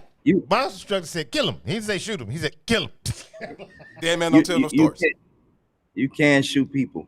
You don't have to shoot people, though. Just because you got it don't mean you have to. The most important thing is to have the right and to be able to protect yourself. I don't push people shooting people. That's our problem. We shooting people. We need to be shooting targets. And it's not just, you know, it's a competition. It's a sport. It's a lot to it. I mean, you know, it's a great way to relieve stress. It's you know, some people go to the gym to relieve stress. Some people go to the range to relieve stress. I get that piece, but I'm saying it is a tool that you can use to defend yourself if need be. It is absolutely a last resort. Even if you have it on you, you need to understand it's a last resort. Not first thing, not as soon as the conversation pop off, you upping your pistol on somebody. No, I'm not saying like that. I don't want nobody to get shot. But push come to shove, you know, sucks to be you and not me. That's the problem. But I think that's the problem with young people, though, because you know, they think guns is to shoot people. You know, I mean, that's all they know about it. You know, they hear it in the rap, they watch it on the movies. You know, they don't even know, and nobody's showing them how to shoot them. No, you know, you don't get none of that lesson. You don't get no education about it. You just get access to it. So you see it on TV, so you shoot people. But that's not what it's for. It's for a lot of reasons, and I just think like the narrative needs to be changed. I think we should have more education. You know, that's what need to be pushed. So bring them to the range. It's so much structure in a range. When you go to a range, you don't see no ignorance, and if you do see ignorance, it's immediately corrected when you come to a range. So education to me always kills ignorance. So I think they are. Where is the range, and give us some information about some of the classes that may be offered as well. Yeah, so the our range, Stanmore Sports, is 7410 South Harlem Avenue in Bridgeview, Illinois. It's not that far. It's from Chicago. Actually, it's about 10 to 20 minutes depending on where you at. Yeah, no, that ain't far. So we offer all kinds of different levels of education when it comes down to the firearms trainings. Yep. That's what's up. And I know not long ago there was a video that went viral of a sister inside of a gun range. We actually played it on air up here not too long ago. Oh my God! And the firearm completely took control of the sister. Hey, the brother that was behind her is a better person than me because I would have dipped. I thought she could have shot his head right off his shoulder. It was a wild scene. Yeah. You saw that video? I think I did see it. She was shooting regardless of the fact that she didn't have control. She kept shooting. I seen that. Right. But that's she's supposed to have been well educated. Safety is the first part of the education before you even go up there. People need to know what they're doing before they do it. You just don't put somebody in there unless you go through the processes. It's just some processes that she obviously didn't go through. And she had a thing in her head that was supposed to happen. The way she was shooting, she wasn't even looking, so that lets you know that her training wasn't good. Before she even got to that stall, she should have been able to have her stance together. I mean, there's so many different levels of before you go pick up that firearm that you train properly. I wouldn't want to shoot I wouldn't want to mess with a chainsaw if I didn't know what I was doing. Right. It's a deadly You know instrument. what I mean? A car. Right. So you know what I mean? Yeah. Yeah. So it's the trainer's job to and people should be trained. And when you know better, you'll do better. It only took another good 10 minutes with her stance and how she hold the pistol to that would have at least not had that happen. Right. Right. So education is important. When like I say, when you know better, you do better. No, that's real. With the demand being what it is right now for firearms and for artillery, what's it been like? I've been hearing a lot about how difficult it is to get ammunition right now. What's that looking like? And have you seen the price go up? With supply and demand. What's a average box of rounds looking like right now? Man, it's ridiculous. It's ridiculous even for me. So our average box would be like $14 for some 9s for 50 rounds. And now it's like $45, $50, Wow, 300 and it go up 300%? Yeah, even if you can find it. So most times you can't even find it. But so that's the industry. That's just like anything else. When like toilet paper was important at one point in time. So so stupid. Question, brother, is there like regulations around how and who you can buy rounds from? Well, you got to have a FOI card. I'm talking about you specifically being in the industry though. Like, is there like regulations around who you can buy and get rounds from? Well, Two got a cousin that sell boxes on the street. Said I got a plug for you. Two got a cousin that sell him out his trunk. No.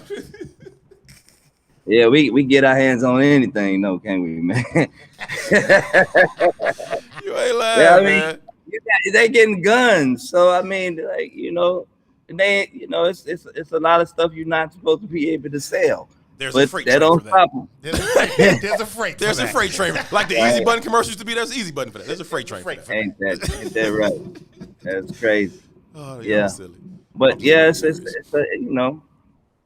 a process for everything, man. Yeah, no doubt. What is the industry like in terms of how competitive it is amongst different ranges, different instructors, and do you see any unity in the black gun community, or is that still leaving a lot to be desired? I haven't seen any discord. Okay. That's the amazing thing of what I'm saying about the misperception of blacks and firearms. The gun industry in itself, the gun community or the firearms community in itself is a very structured, very responsible community. So that's the community we need to be bringing our young brothers and and sisters in where there's structure, you know. But the gun clubs, gun camp with Twister, he's there, he's at it with us a lot. Then we have 761 with Corey. Great. I've not seen any negative discord between the firearms community and blacks. Not me. Maybe I'm a very optimistic and I try to see the good in everything, but I don't have competition because I'm not focused on anybody but what I got to do, you know. And I'm looking for people to help. So I don't want. I think competition is a selfish man's game, and them people don't do well. They're not as successful as you know, as they would like to think they are. Yeah. So I think what we should do is try to help each other as much as we can, because it's an industry that we obviously, if it's 3 in the whole United States, right? And if it's 1, it hasn't been 1 in 200 years. And the funny thing about it is when I mention it, if it's mentioned to, like, you know, a business, other business, and they say, well, he's the first black-owned gun range, they'll say, I didn't even know it was a thing.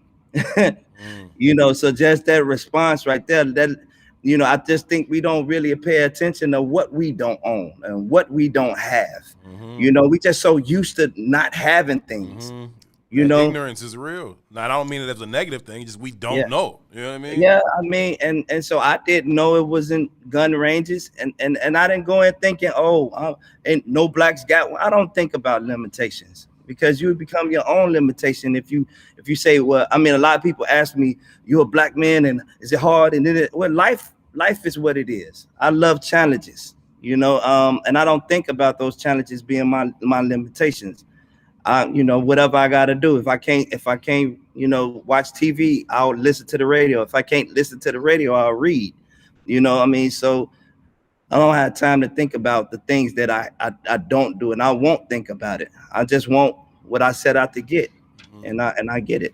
Oh, that's real. I get that. With there only being 3 gun ranges, black-owned gun ranges in all of America, is there like certain impediments that you think are keeping black people out of that industry? We just, like I said, we just focus. So that's why I got a monologue I did called Black Future Month. You know, we so focused on what we don't have that we don't necessarily think about what we need to be trying to get. You know, and so my thing is, I think we become our own limitations. Like I hate to go to a Zoom where they're asking people to help them get something that they believe in. So I went to one Zoom and they were all talking about we want the government to give us this because we need this to happen. And I'm sitting there like, well, how many of us is in this Zoom? How many of us is in this Zoom? Let's take the first initiative, and if it's 12 of us, give $10. So now we got $120. Right. You know what I'm saying? Or continue to go for it. Stop asking for stuff that people don't, that they're not giving you. What you got in your pocket? What we got together. So I don't focus on what I don't have and what I want somebody to give me. I just continue to go on and set out to get it. You know, what I have, I keep taking one step at a time, and I think that's our problem. We feel like, okay, even if they do owe us, that mean we supposed to stop and wait for them to give it to us, or we supposed to be going forward and using what we have and continue to build, and then we can collect it later. But if you just waiting for somebody to give you something so you can continue to go forward, then you wonder why we so many hundreds of years behind, and we 200 years since we had a lot of firearms people with a lot of money, right? For 200 years, nobody set out to get a gun range, but we got a lot of firearms instructors and different things like that. But we could do it. We could have did it together, and we should be doing it now to get another one, you know. But when you selfish and you think it is about us, and I think that's our problem. We so busy wanting to be the only one. I don't want to be the only one. You know, I don't mind being the first one, but that only means that we're supposed to come together and continue this thing going. Let's see how long it takes for another, because all we got to do is come together. It's enough of us. That's it. But I mean, we get so busy, we get so bogged down fighting on, you know, the biggest slice and all that. Like it's like either we doing something together or we ain't. You know what I mean? And then we deal with egos. Yeah. We want everybody to know that we important. Like, right. And ultimately, you know, it's not gonna work. Yeah. So I mean, that's the thing. I've had this for a year, and I have not did any interviews or anything like that because I'm not interested in the limelight. Well, we appreciate it. Yeah. No, I've done interviews lately because of the first year anniversary. But my point is that I'm not interested in I rather action. I rather have production and progression. You know, so I don't mind playing the behind the scenes. I'll put people in front, and I want people around me to have it. I don't want a bunch of broke people, you know what I'm saying, or by under me so I can feel like I'm something. Right. You know, and I think that's a problem with our people too. Yeah, that's a rare mentality, my brother. That is a rare mentality. Well, I'm here now, and I want to be able to speak because we need to be able to actually do something together and work and get us where we need to be, huh? Yes, I am. I'm on live now. I'm sorry. It's all good. Yeah. So yeah. I mean, look, I frequent your range often already. So remember me, man, because sometimes I gotta wait a little longer than I want to be waiting. I want to be carte blanche out there. Hey, listen. You know, like I say, when we ain't too proud to beg. We like, hey. Can we come in? Can we not be? Hey, listen, I got you. Look, we renovating it, remodeling now. So, you know, we're in the process of putting it together and getting it real nice for everybody, man. But I see you, and the next 2 is on me. My man, we in there, Joe. Let's go. I bet you I can shoot better than you two. I got it. I bet you I shoot better than you. I bet you can. Y'all hear this bet right now? We making this bet right now on the show. 2 I shoot better than you. I got the cameras. We getting ready to do things like that anyway, man. We about to make it really accessible for our people, man. I really want to get some of these, and the purpose of this FOI card thing, man, because it seems mysterious. You know, it seems like, you know, people say, man, I've been trying to get it for three years. Really? Okay, you know what? It's not mysterious. I want to make it easy for everybody, and it's our Second Amendment right. We got 25 of them that we really need to be focusing on. You know, we don't even know what the other 25 is. We go, you see what I'm saying? Like the First Amendment is we all know that one. You get to say what you want to say, right? But the Second Amendment is right there behind it. You know what I mean? And then there's other amendments. So we need to start educating ourselves, and that's what's gonna make us. Like I always say, education kills ignorance, and I think that's the problem with our young brothers. You know what I'm saying? They're not getting enough education. You know, or efficient education. You know what I mean? So, but that's what I want to do with this gun thing, because we got 3 things that's going on. When you say blacks, guns, and Chicago, because I'm from the west side of Chicago. I was born and raised, right? Bless your heart. That side. Anyway, but Joe, that, you know, when you come out south, I don't want this to startle you at all. That little green stuff you see on the ground, that's just grass, bro. You talking about the grass? Yeah, don't let that startle you. It's just grass. Yeah, and blood. Yeah, but hey, don't come for me. Don't come for me. A lot of blood on that grass. Hey, real quick, anyway. I don't want to cut you off. Can you give me the address again? I want to pin it in the comments. 7410 South Harlem Avenue. All right, got you. Yeah, that's Bridgeview, Illinois 60455. All right, appreciate you. Yeah, no, I appreciate you guys having me on, man. I mean, this was different. I felt like I could be a little bit laid back. I've been on ABC and some of the other places, so I had to put the tie on. You know what I mean? This home, man. It's just talking to family here, and we appreciate you coming through and chopping it up with us. And man, we really want to do it more often, man. Like as this continues to be a growing part of our culture. Like, we need to be informed and know people who know it best, right? And so come home, man. That's all. Come home. Indeed, man. So I appreciate y'all. It's always good to talk to you and get information in a real way. The brother Mike Brown used to do a show here on the network, and he's as big a gun enthusiast as anybody. And an educator as well, so he would keep it real in that way too. And so, and Marquis McDonald, who's also absolutely the shop author. Absolutely, yeah, them good brothers. I haven't really met them yet, but I've watched quite a few of them. And like I said, all of us need to be getting together because we need to show strength, man. And I'm strength, and we want to represent blacks having guns just like everybody else, and we can be constructive. We don't have to be destructive. And I want us to have a different representation when we talk about Illinois. I want us to show that we can be responsible even with a deadly weapon, because we got black police officers. Nobody talking about that. Black police officers have guns, military have guns, security officers have guns, and those are positive situations. So now we have a black gun proprietor, right? That's helping people. You know what I'm saying? So we need to start changing the narrative. I always said this. Now I seen that young brother that y'all had. He was really funny, but I always said this. Like I said in one of my songs, I said, "Where I'm from, I'm considered an old head. Compliments to me better than young, bold, and dead." You know what I'm saying? So we need to start celebrating birthdays. You get older, you get props. Not for dying early. Ain't nothing cool about it. We need to start shaming these dudes. No, that's real spill. I've been so proud of my little gray hairs popping up in my head. Yeah. I didn't have plenty of homies that didn't have a chance to get one. You know what I mean? So and it's an honor to grow old, man. Yeah, for real. You know what I'm saying? They making it. They like we got to do this reverse thing. Change this narrative, bro. You know what I mean? Because it's destructive. It's stupid. That it's cool to die. Ain't nothing cool about it. Right. It's cool to get old, man. I'm 44 years old. But I'm proud. I can't wait. I can wait. I'm gonna wait as long as I possibly can to get older.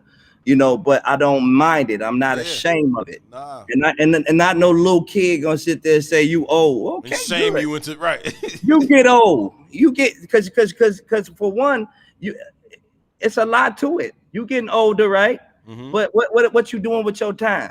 Right. You get my age and have something. Right. You know what I mean? That's something to brag about. Right. Not something that you get quick. And like they said, they're not even getting credit cards. They getting cash for they record deals. Right. You know what I mean? Like, come on, man.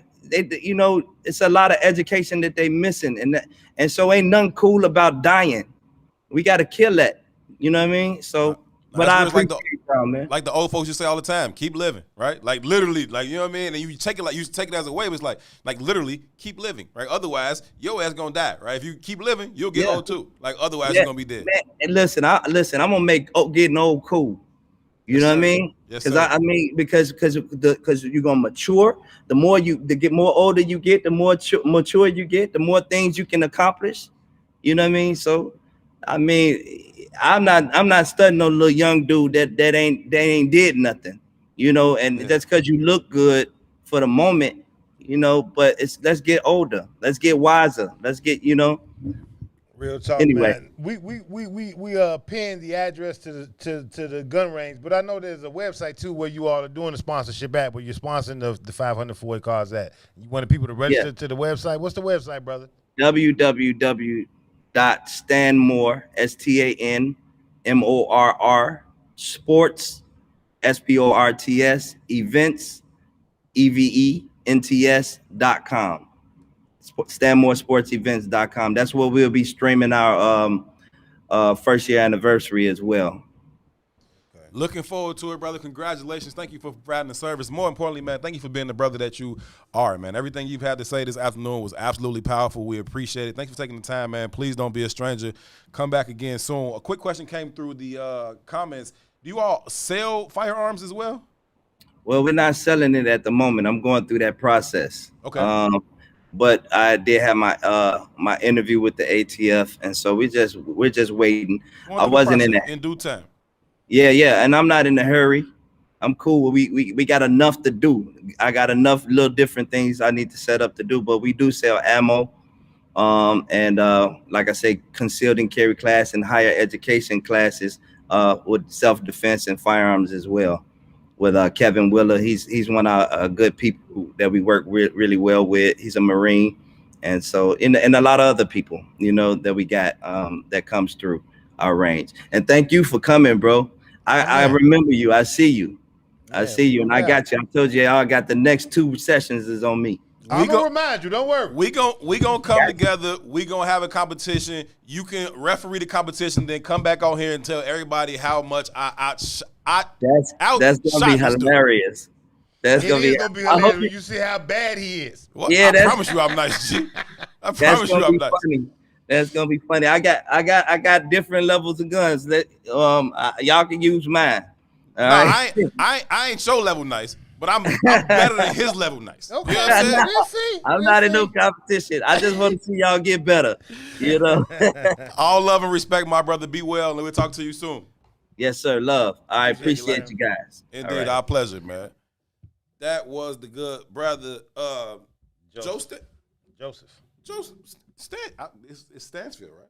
I just like to say Stansfield because of the wire. No, the name of the gun range itself is called Stanmore. His last name is Stratford, I believe.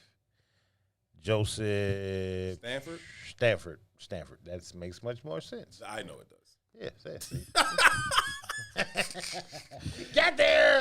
Either way, man, y'all make sure y'all get out to Stanmore Sports Gun Range. It is at 7410 South Harlem. 7410 South Harlem. Get your skills up, man. Take the classes. Work on your craft. You can buy ammunition out there as well. And as y'all just saw for yourselves, he's an absolutely dope brother. So look at Q talking about he in the competition. No, you're not. You're the coach. I'll shoot him too. Nah, you talking stupid. Let me tell you, we and Q go shooting, right? I went to his dojo to tell him I beat his ass. I always talk stupid. I saw what happened in there too. Don't tell my business. Don't tell my business. But listen though, this is a true story. We in there shooting. Q takes the little note papers, the little square note papers. He put it on the thing and sent it back there. And put it on the thing, right? Not just to hit it though. Center. He wants to keep hitting it. Just the hole that he makes in the sticky paper. I was like, you ain't got to show off, man. Now you just showing off.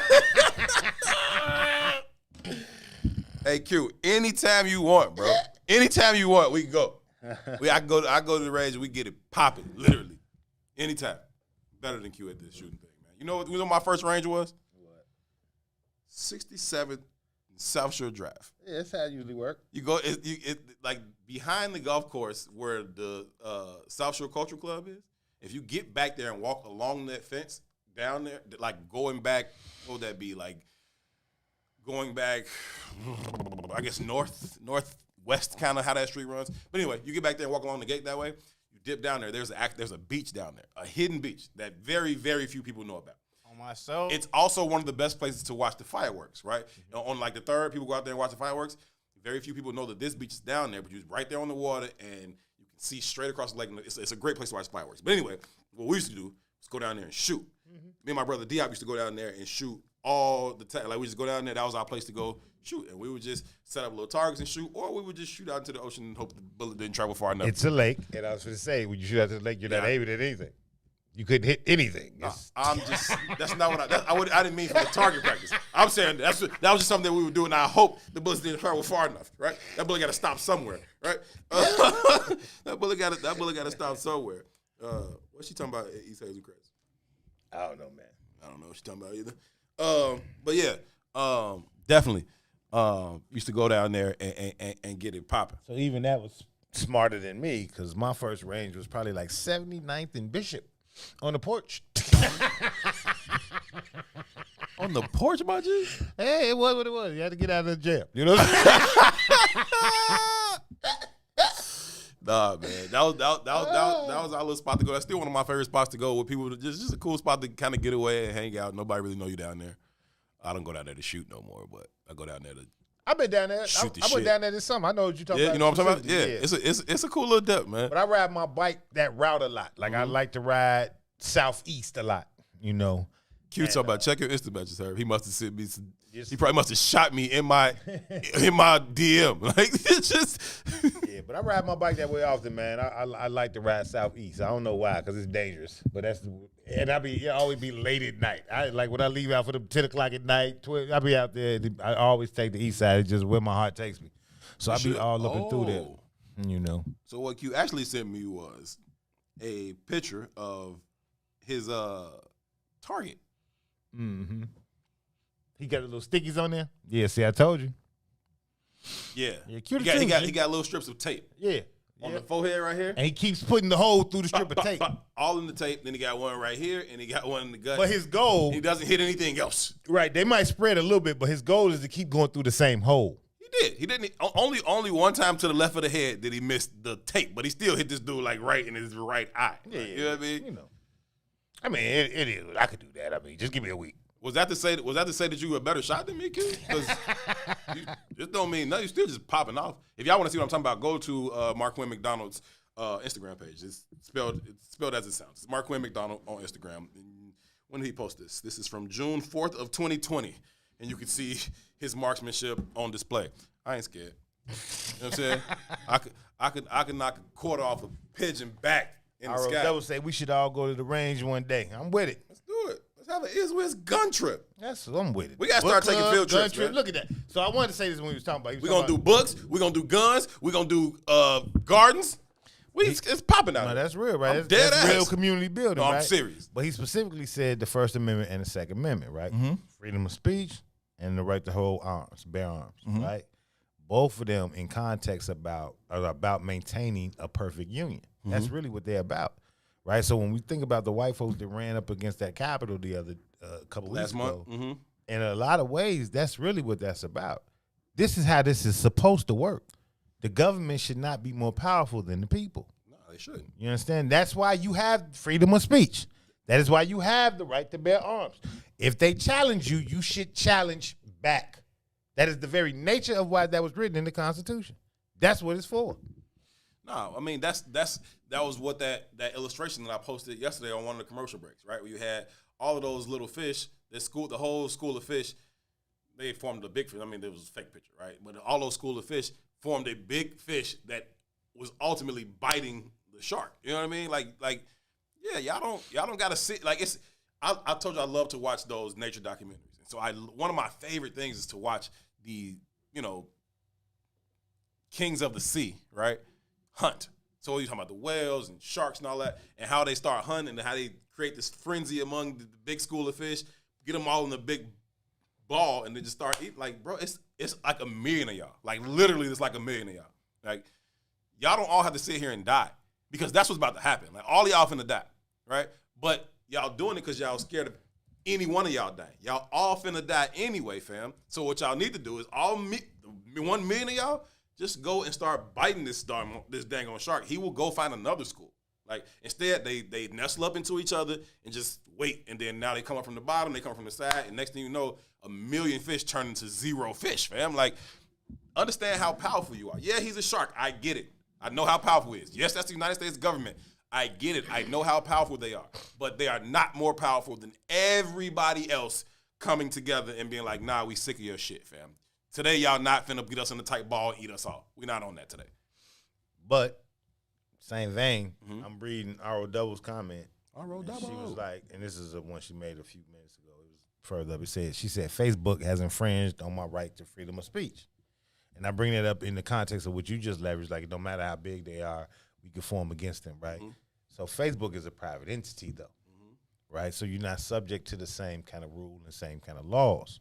And I think that's very important to note, right? Because when we start thinking about how powerful digital industry is becoming, it is legitimately about to supersede the power of government. Yes. Right? That was Donald Trump's main mode of communication. That's why I keep saying when they infringe on us, like the language we use and all that, that is going to shape the very next generation of how not only government and communities are ran, or nations are ran, but it's going to also shape how you respond. So we're talking about the amendments, right? Q said in the comments that the Second Amendment was written to enforce or impose or protect the First Amendment, right? Yeah, by government rule. Private rule has different standard strategies, right? How do you stop Facebook? How do you stop? Like, it's private, right? It's not a government. It's not a public thing. This is mine. I got my house, but I don't really have to give you a reason. Influence and power over industry and government, which in turn makes it the controller. No, it's real spirit, right? And it also has influence over us and our actions and our behaviors. That's you know real. What I mean? But what did they do? they were able to get everybody on one thing, right, with a common interest. And so once they did that, I'm absolutely more powerful than the government. It is what it is. Everybody's on Facebook. Everybody wants Facebook to do well and to continue to exist. We are more powerful than you, Mr. President. Okay? Shut your ass up, or we'll take you down. Like, it just is what it is. That's legit, man. Let's take a break, man. When we come back from this conversation, we'll have more to talk about. About 45 minutes or so left in the show. This is I Said What I Said on a Thursday, Howard and Toussaint. We'll be right back. WIFTVPM. Tune in every Sunday. Don't miss it. Live from the West Center for the Black People Media Studios. It is the Kickoff Kickback. Join the conversation with the brothers, Eugene McIntosh, Herb Howard, and myself, Terrence Tomlin. We got analysis live from the stadium. The brother Joe Lewis will be following through. We got great guests coming in, players, personnel, people. Say what? We do our thing every Sunday from 10 a.m. to 12 noon, taking you right up to kickoff. We picking the full slate of NFL games. We talking fantasy football. Gino got you covered on all the bets. It's a kickback. Make sure y'all join the conversation. Smash that like button. Smash that share button. And continue to help us push the culture forward. Don't miss it every Sunday from 10 a.m. to 12 noon, live here from the West Center for the Black People Media Studios.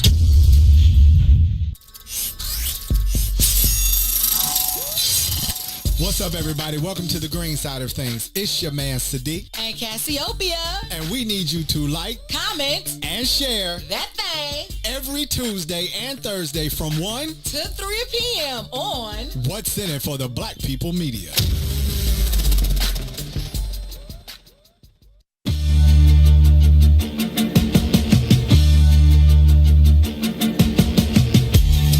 Chip on my shoulder, big as a boulder. From all the years I've been doubted, left out, and simply looked over like niggas ain't see the massive potential. I see murder weapons, wall, you seize a pad and a pencil. I do for self, I learned you worth more when you ask for nothing.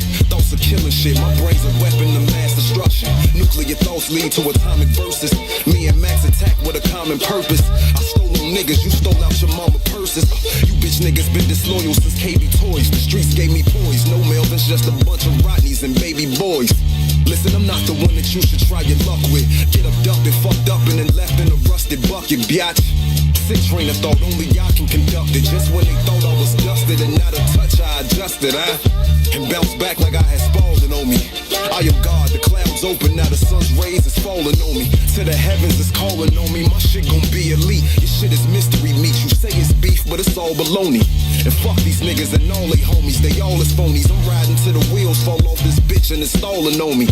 It's alarming these rappers think that we all in the same ballpark. Fuck y'all thought the disrespect is appalling. Standing over the witch's cauldron, concocting murderous plots to help me further my spot. Guess you can say I'm stirring the pot.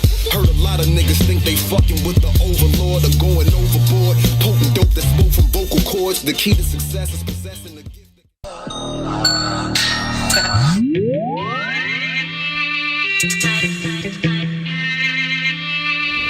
Hey, Toon, let me test your work. Hey, Herb, let me test your work.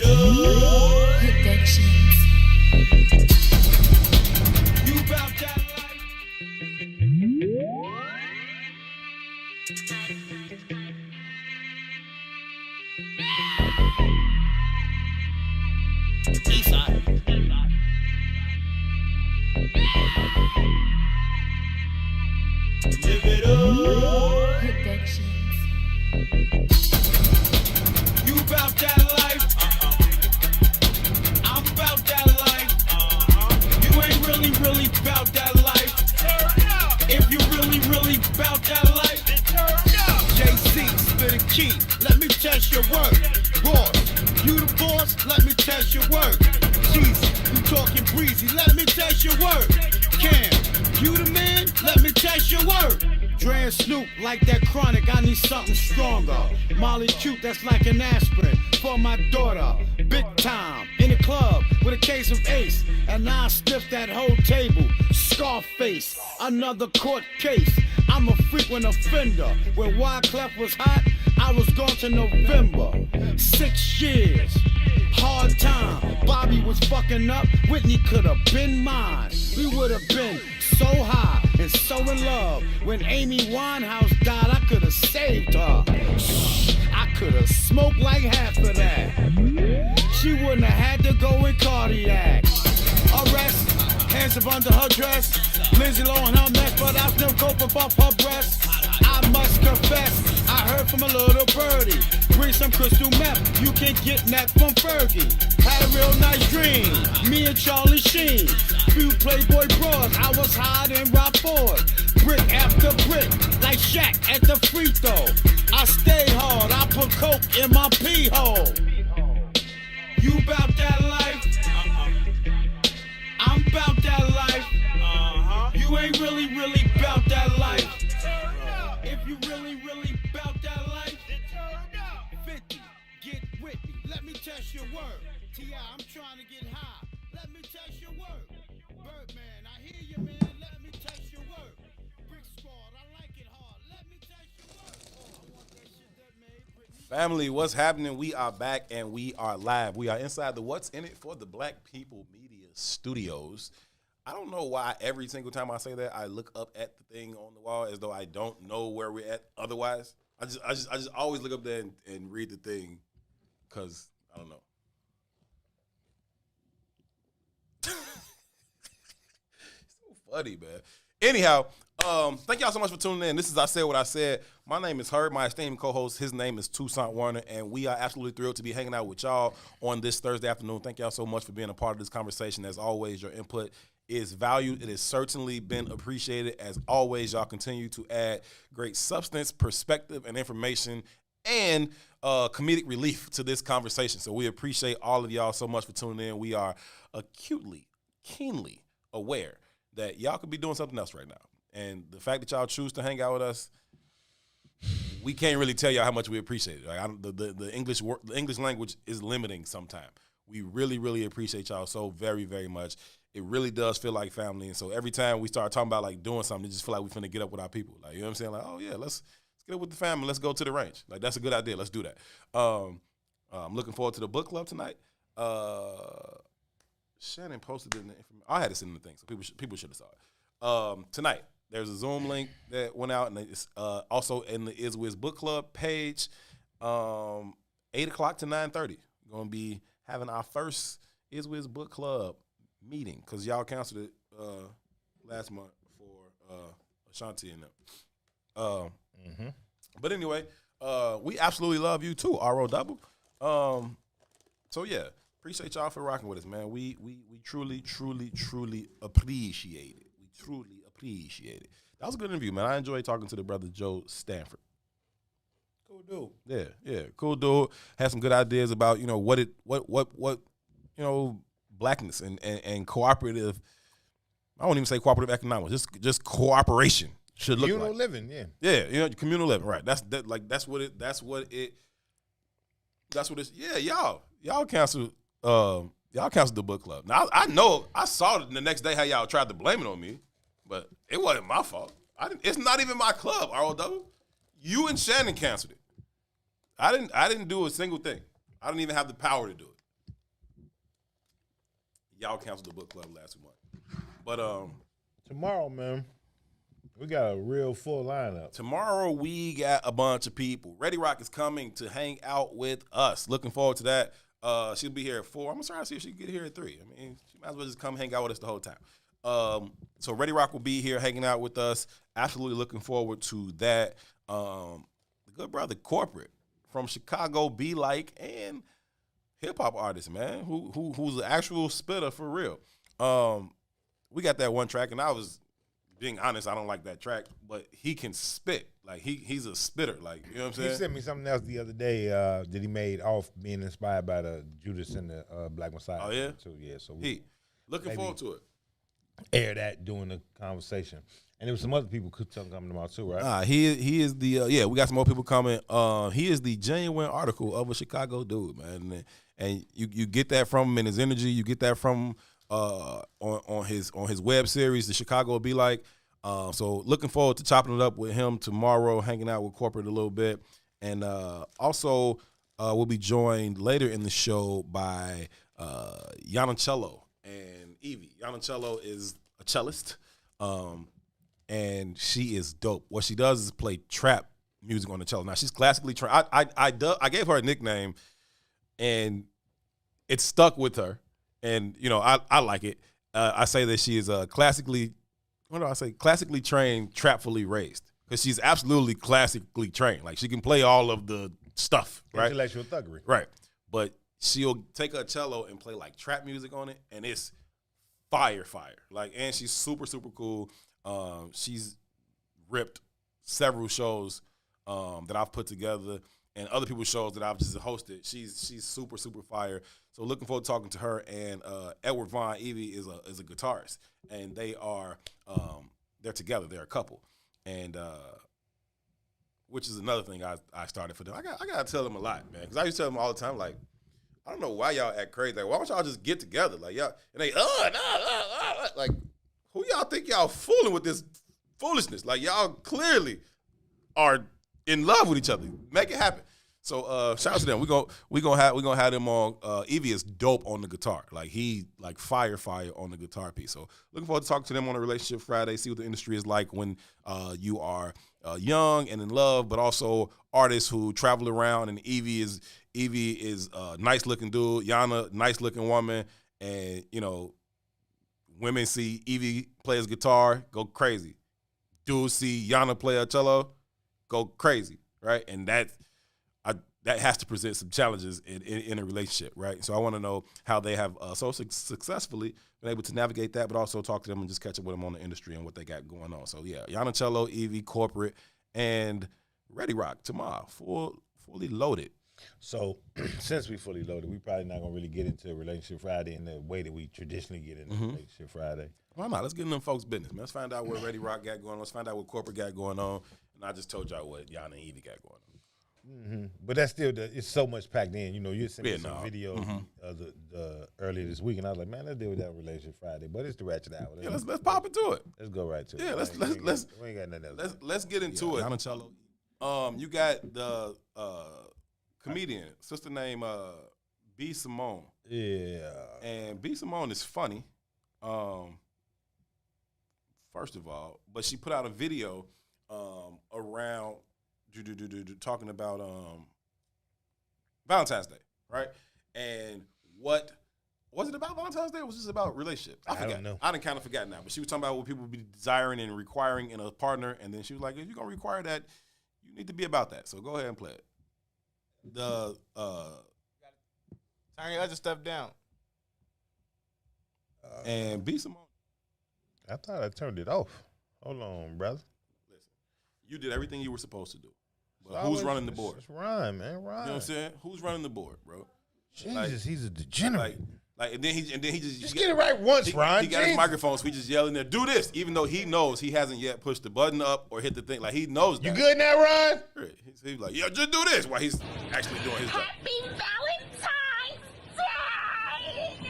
I love you. If you ain't got no Valentine, I will be your Galentine. I will be your little boo for today because you don't need to be lonely. But I'm going to start a little love challenge because y'all already know we manifest in love all 2021.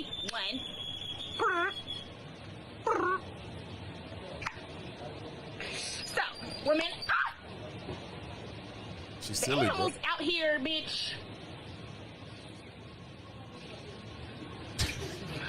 We're manifesting love. But here's a little challenge. We got all these things we want in a man. A list of things. He got to be tall. He got to be dark. He got to be handsome. He got to have pretty teeth. He got to be a family man. He got to be financially stable. He got to be rich. He got to be successful. He got to be all these things. And we ain't even half the things on that list. He got to be a family man. Bitch, you ain't talked to your mama in 6 months, but you want him to be a family man. He got to be financially stable. Your account is in the negative, ma'am. Overdraft fees. He got to have a job. You need to go fill out some applications because you're still unemployed. He got to have pretty teeth. You ain't seen a dentist in 6 years. He got to have a six-pack and be in shape. You can't even walk up a flight of stairs without huffing and puffing. Get your life together. This whole list that he got to be. You ain't even half the things on that list. So this is what I challenge you to do so we can manifest love all 2021. Make that list of that perfect dream man that you got in your mind. Then, what I did, make a list of the type of woman he would need right by his side. You want him to be in shape? You need to get to the gym. Equally yoked, bitch. You want him to be financially stable? Well, you need to start saving. Because you can't keep a dime to your name. Huh? You want him to be a family man? Call your mama. You become a family woman. Heal your traumas before you put all this shit on him. You want him to be patient. Bitch, your patience is thin.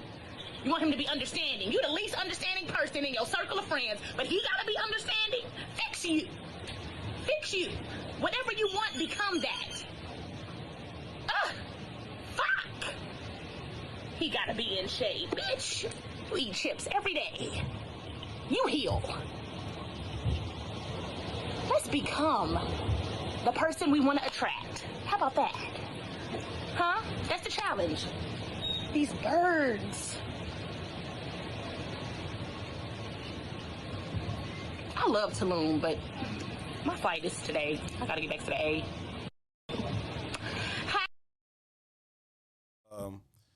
That was comedian B. Simone. She is funny, right? She's hilarious. Her and Just Niche, the homie from here, was on a national tour last year.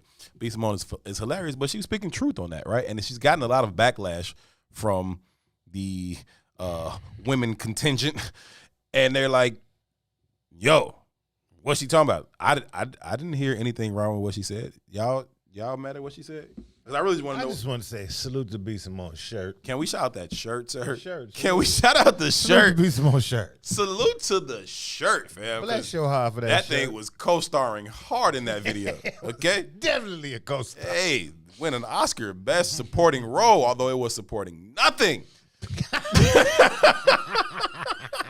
Shout out to the shirt. Shout out to the shirt. We Who invited the shirt? We just being for real. Nah, but what do you think about what she had to say, man? And more importantly, I want to know what y'all had to say. Ladies. I think in theory it's easy to agree with, right? But I also think that that's why relationships are mirrors. You know what I mean? Mm-hmm. You might want those things. You say a lot of shit with your mouth. Mm-hmm. You know what I mean? Mm-hmm. And even if you do want those things, the reason that you haven't attained them or don't have them for yourself is because you haven't focused your energy to become that. Right. And what the universe is going to send you is somebody who challenges you in them areas until you fix you to become what you're supposed to be. Mm-hmm. So we have this theory of fixing ourselves before we get in a relationship. And I think that's part of the conundrum. James say that shirt was nice. Run it back. Oh my goodness. Yeah, so I think that's a misconception, right? To have all those things before you go into the relationship. That is the very value of the relationship, is to make you whole. That's what it is designed for. Yeah. No, that's real, but it's just, but ain't that how we are just in general? Right? Just we so aspirational. We want this. We want that. Are you doing anything to go and get that? Never mind just relationships. Never mind trying to find somebody that's, aligned with you and what you want. Right? Just in general, do we be on that? Nah, we trying to find the simplest way to do it. I want a six-pack. Do I want to do a sit-up? Hell no. You know what I mean? Like, it's that kind of stuff, right? And so we find other ways of going about it. You sit running back on mute. Running back on mute? Wow. Hey, Steve is a different kind of funny. So, like, Alvin and Cherie, resident family comedians, Steve is a different, like, he's like an asshole. Like, he's like next level. Like, he says things that, like, did he just say that? Wild as hell. But I agree. Nah, I think that, we be talking a bunch of stuff. I want this, I want that, I want this, I want that. And to, what's the dude name who everybody, the Kevin Samuels dude? Everybody smoking him. All he be like is, what you want? I want this, I want that, I want this, I want that. You ain't qualified. Yeah, but he's full of shit. And the reason he's full of shit because his qualifications is wrapped in material, right? So even in a lot of ways, so language is so important, G. That's what they came for. Though. Language is very important, and being able to comprehend language is very important, right? I said to you privately the other day, I said I learned a lesson from that conversation with Todd. I learned that he was a politician, and there's a skill set to deflect and run in circles. Mm-hmm. You know what I mean? Mm-hmm. And it was a skill set that by the end of the show had irritated me. Mm-hmm. And I should get better at not getting irritated. Mm-hmm. I said that to you. But I think that the reason why that works is comprehension for a lot of people, is very different. It's varying degrees of comprehension. So in a lot of ways, even though I don't necessarily disagree with B. Simone, I think it's a fallacy to think that way. Yeah. Right? And I think that B. Simone is essentially saying the same thing that Kevin Samuels is saying, right? She even mentioned being equally yoked, but she mentioned equally yoked in the context of materialism. It's the theory itself. The theory of equally yoked is a theory that was created by an economist, right? Which is some bullshit. Because if you're talking about relationships, how the fuck does the economy play? It shouldn't play. If the real, true construct is about spirituality and love. Right? But it's not. And it's all steered in the social norm of how we relate to capitalism. So we all speak from these places like we got this epiphany or some shit. And it's not an epiphany because it's still inside the same confines of the construct that keeps you fucked up. You got to get beyond that space and place, right? So yeah, you right. We want a six-pack, but we don't want to do the sit-ups, right? Because in this structure, it tells you, you just negotiate for your greater good. You don't have to work for it. And that's how we think throughout life. We ain't got to work for it, but that's why I always say. There's a freight train for that. The destination, the journey has more value than the destination. We always want the destination. It's the journey that's worthwhile, right? I might want to have the fastest jump shot in the world, right? But that 300, 400 jump shots a day is what makes the 500 jump shot in the world, right? But what you learn is you learn different ways to shoot that jump shot. You learn how to take it from this angle to this angle. You get more from the journey than the actual destination. We don't never want the destination. Nah, you know what I mean? Nah, that's real. Gino posts clips from Damian Lillard daily, right? And it just be Dame going apeshit on teams like he does every single night. And, G breaks it down as G is capable of breaking it down. And one of the days I just messaged him, it might have been yesterday. I just sent it back like it's so easy, bro. Like it don't even look like he's trying, and he's going crazy out here. And it looks so easy. And G just takes me back. He was like, "That's all. That's all them shots. That's all. What he said? That's all them reps in the gym, or whatever, something like that. That's 10,000 hours. You know what I'm saying? And I've told the story before once about Kobe Bryant. I don't remember who the player was who was talking about having the opportunity to go work out with Kobe. And he was like, man, I had the opportunity to go work with Kobe. I was so excited about it. And Kobe was like, hey, meet me at the gym tomorrow at 8 o'clock, 7 o'clock, right? And he was been there since 5 a.m. Yeah, he's like, I get there early. I'm thinking I'm finna get, I can pull up like 6:30. I'm finna get, so I get there. I hit a ball mask in the gym. Open the gym door. It's Kobe in there fully drenched in sweat. Like he just got out the pool. Like he been here since 5 getting shots up. And then we worked out. And that's why he's Kobe, and that's why he's Kobe. You are not Kobe. All right. Okay? It's that simple. If Meek Mill put that kind of time into his pen, he wouldn't come up with dumbass lines like my chopper. I'm going out with my chopper like Kobe. What's wrong with you? I think I told you this before. It's a little proverb or whatever. It's like a wealthy white dude on a yacht.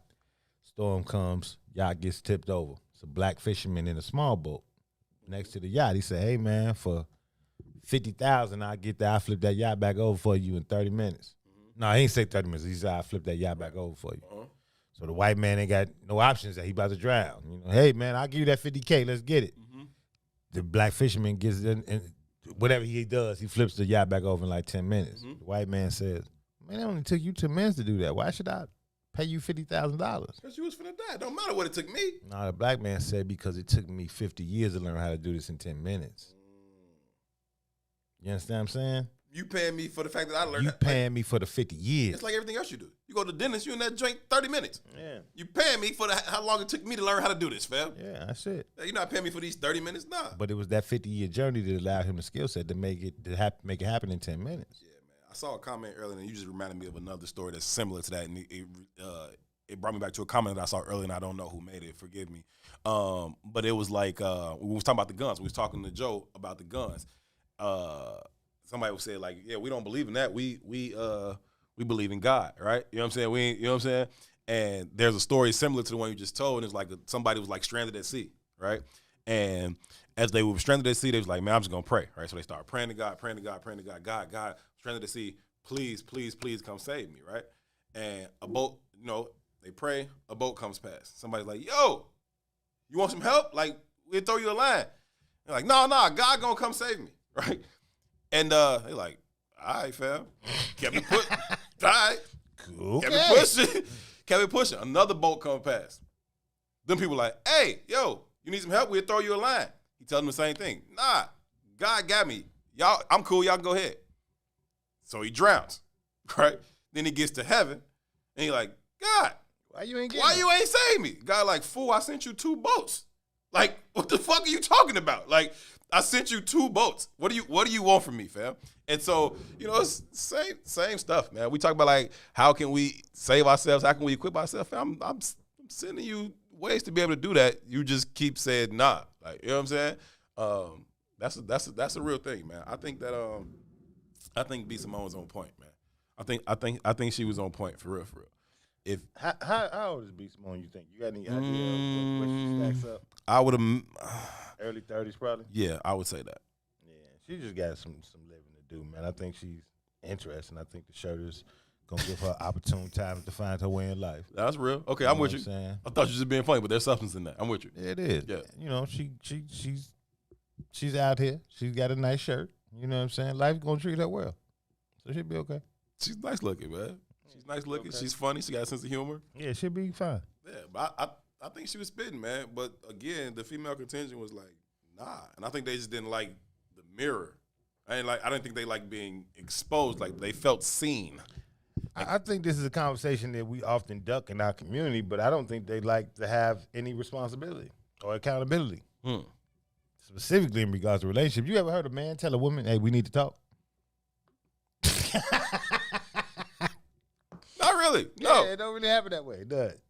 Yeah. That's funny. As soon as boss lady called me talking that shit, I be like, oh, Lord, what the fuck I do? It's just the very nature of it, right? Mm-hmm. But it's also how the design is made. So yeah, but ROW, what we say earlier, like it's about the message. It ain't about the messenger, right? So, ain't nobody say she was a world-class orator or she know how to properly deliver that message, but that don't make the content of the message invalid.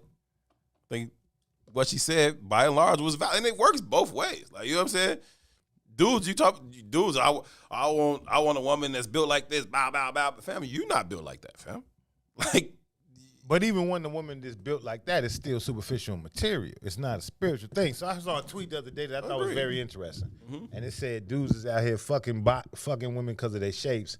And women, no, he said dudes is fucking bodies and women is fucking wallets.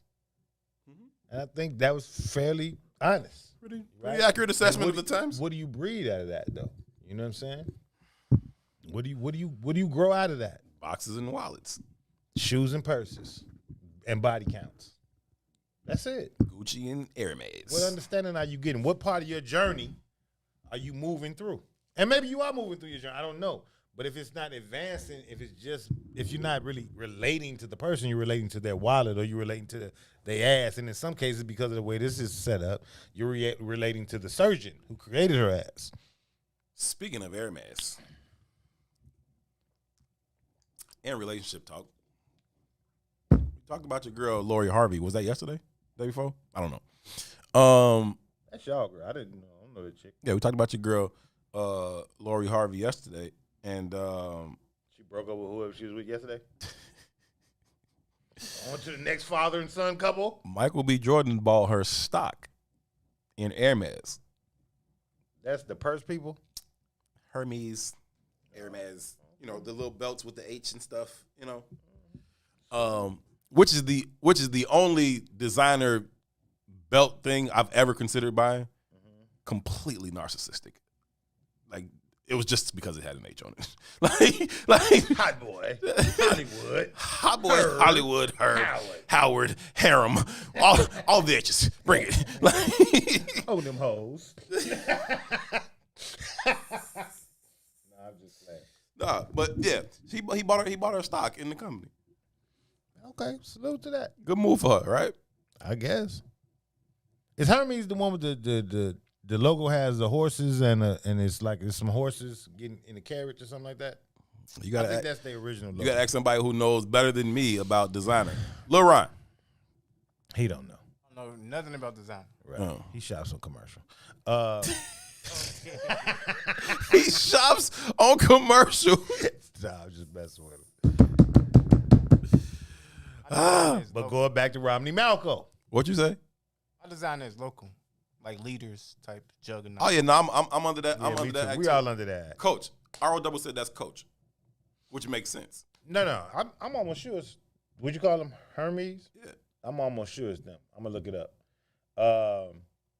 But back to the But Coach definitely got that logo, though. Now that she said it, I can see that. Okay. The Coach thing. I'm going to see. I ain't saying it's wrong or not. Yeah. I don't know.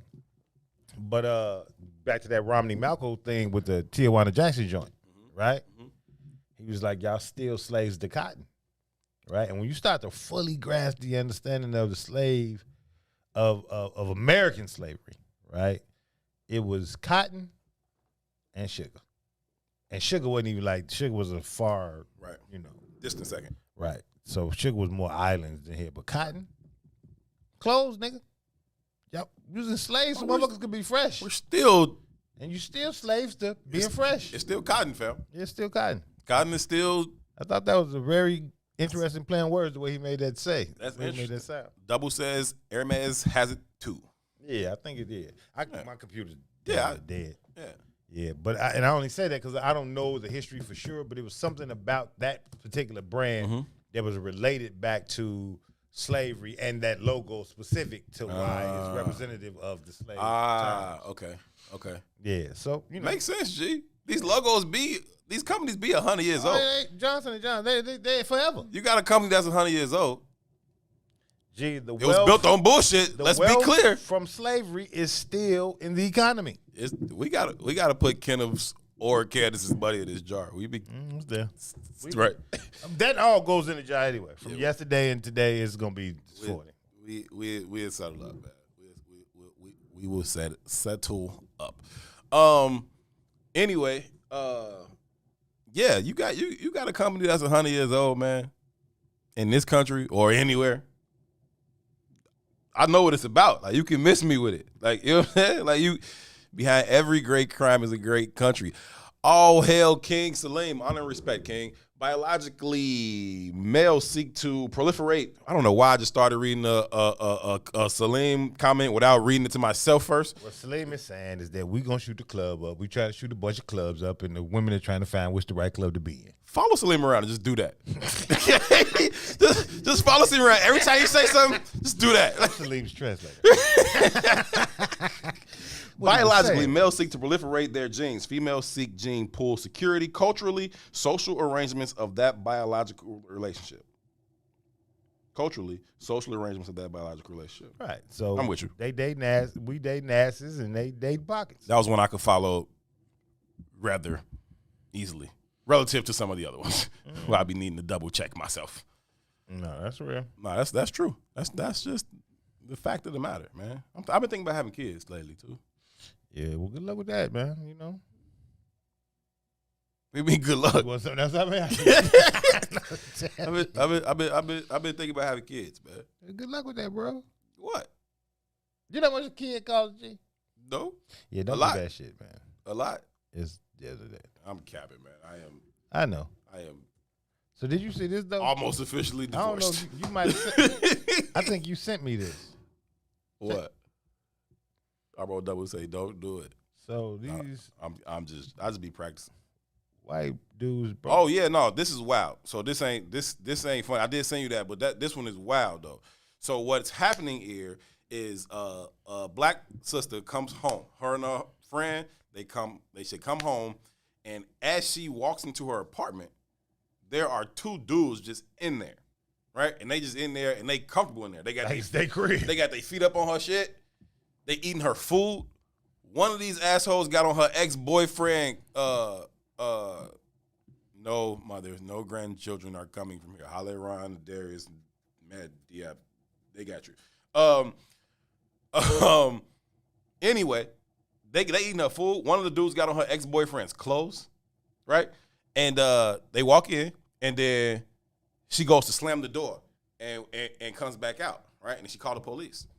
The police arrive, and this video ensues where the lady, one, she's traumatized by the fact that these people in her crib when she walked in. But two, the police, because they are the fucking police, and the perpetrators who were in her house were white, and she's black, they come into this lady's house. That she called them to say, somebody broke into my crib. These motherfuckers show up. having a full-ass conversation with these guys to try and confirm that they shouldn't be in this lady house. Play the video, though, bro. This, like, it's ignorant as hell. Stop. Hey, arrest them now. Get off of my shit. Food? Like, what the fuck is wrong with y'all? And he's really questioning them like it's a fucking, like, anything. Can you get these fucking people out of my house now? Watch how long this video is without them bringing these people out her crib, G. And it got me a little rough. What's up, girl? Was it you? Yeah. He talking about was it you? They called the police on me. Yes, the fuck it is. You're tripping. Okay, what apartment number is this? What 4B? I don't. What are you talking about? Do you know your apartment number? Yeah, I'm shading. This is my apartment number. What's our apartment number? What's our apartment number? Yo, get them out my house. Get out my house. Get out my house. Ma'am, stop. What apartment number? What do you mean, stop? I want you to tell me what the apartment Cuff this nigga. Hey, arrest them now. Arrest them now. Arrest them. She I don't ain't even found the fucking A know letter. you. Arrest Get them. the fuck She ain't out of my found the A house. letter. My kid shit is here. Where's my cat? No, look at the door. You Where's broke my in the cat? door. You don't have a key to live here. You just chilling on the couch. Get off of my shit. Right, they on her couch. What the Like, fuck is wrong with y'all? and this dude was just having a diplomatic conversation with them. If a white woman called the police, said two black dudes had broken her crib and they were still there when he got there, Like anything, can you get these fucking people out of my house now? It is 2 whole men in there. wouldn't have been any question asked. There was two black dudes, two black intruders in a white woman house. Get out. Like, what the fuck? Are you fucking kidding me? Are you kidding me? Talking about he Shanique. He Shanique. That means he been all in my shit, bro. Who the fuck are these people? Like, I swear to God, like, this complex right here. All day yesterday. And I'm so glad, because what if they would have came in here? Why the fuck I was in here? Right. And I was by myself. I'm glad I stayed at your house, bro. I'm so glad I stayed at your house. I'm so fucking glad I stayed at your house, bro.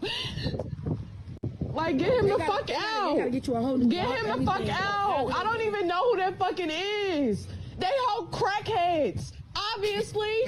Who the fuck? I don't know these white people. If it was black people, they would fucking. They in my house. I don't know these people. I'm getting ready to go to work. I dropped her off. She goes to her house with her key.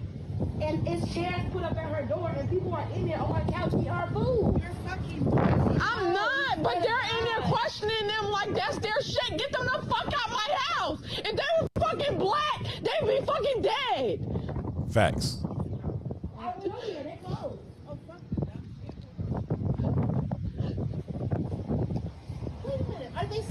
They're in my house. Now you got a white lady coming to validate that they lived there. I'm recording. In the door, it was open, so it did like that. Shanae Porter says when she arrived home at her Briar Creek apartment Tuesday morning, she walked into a nightmare. They never brought them out. Yeah, that's my apartment. Two men she did not know lounging in her home, eating her food, wearing her ex-boyfriend's clothes. She says one of them even took a shower. A neighbor's doorbell cam shows two strange men the night before twisting doorknobs in the breezeway. Shanae says her door was locked, but somehow they got in. And when Shanae came home, the young mom was terrified. I just looked at him and I said, "Who are you?" And he started coming towards me, and I hurried up and closed the door. I didn't know what to think, what to say. I was so speechless.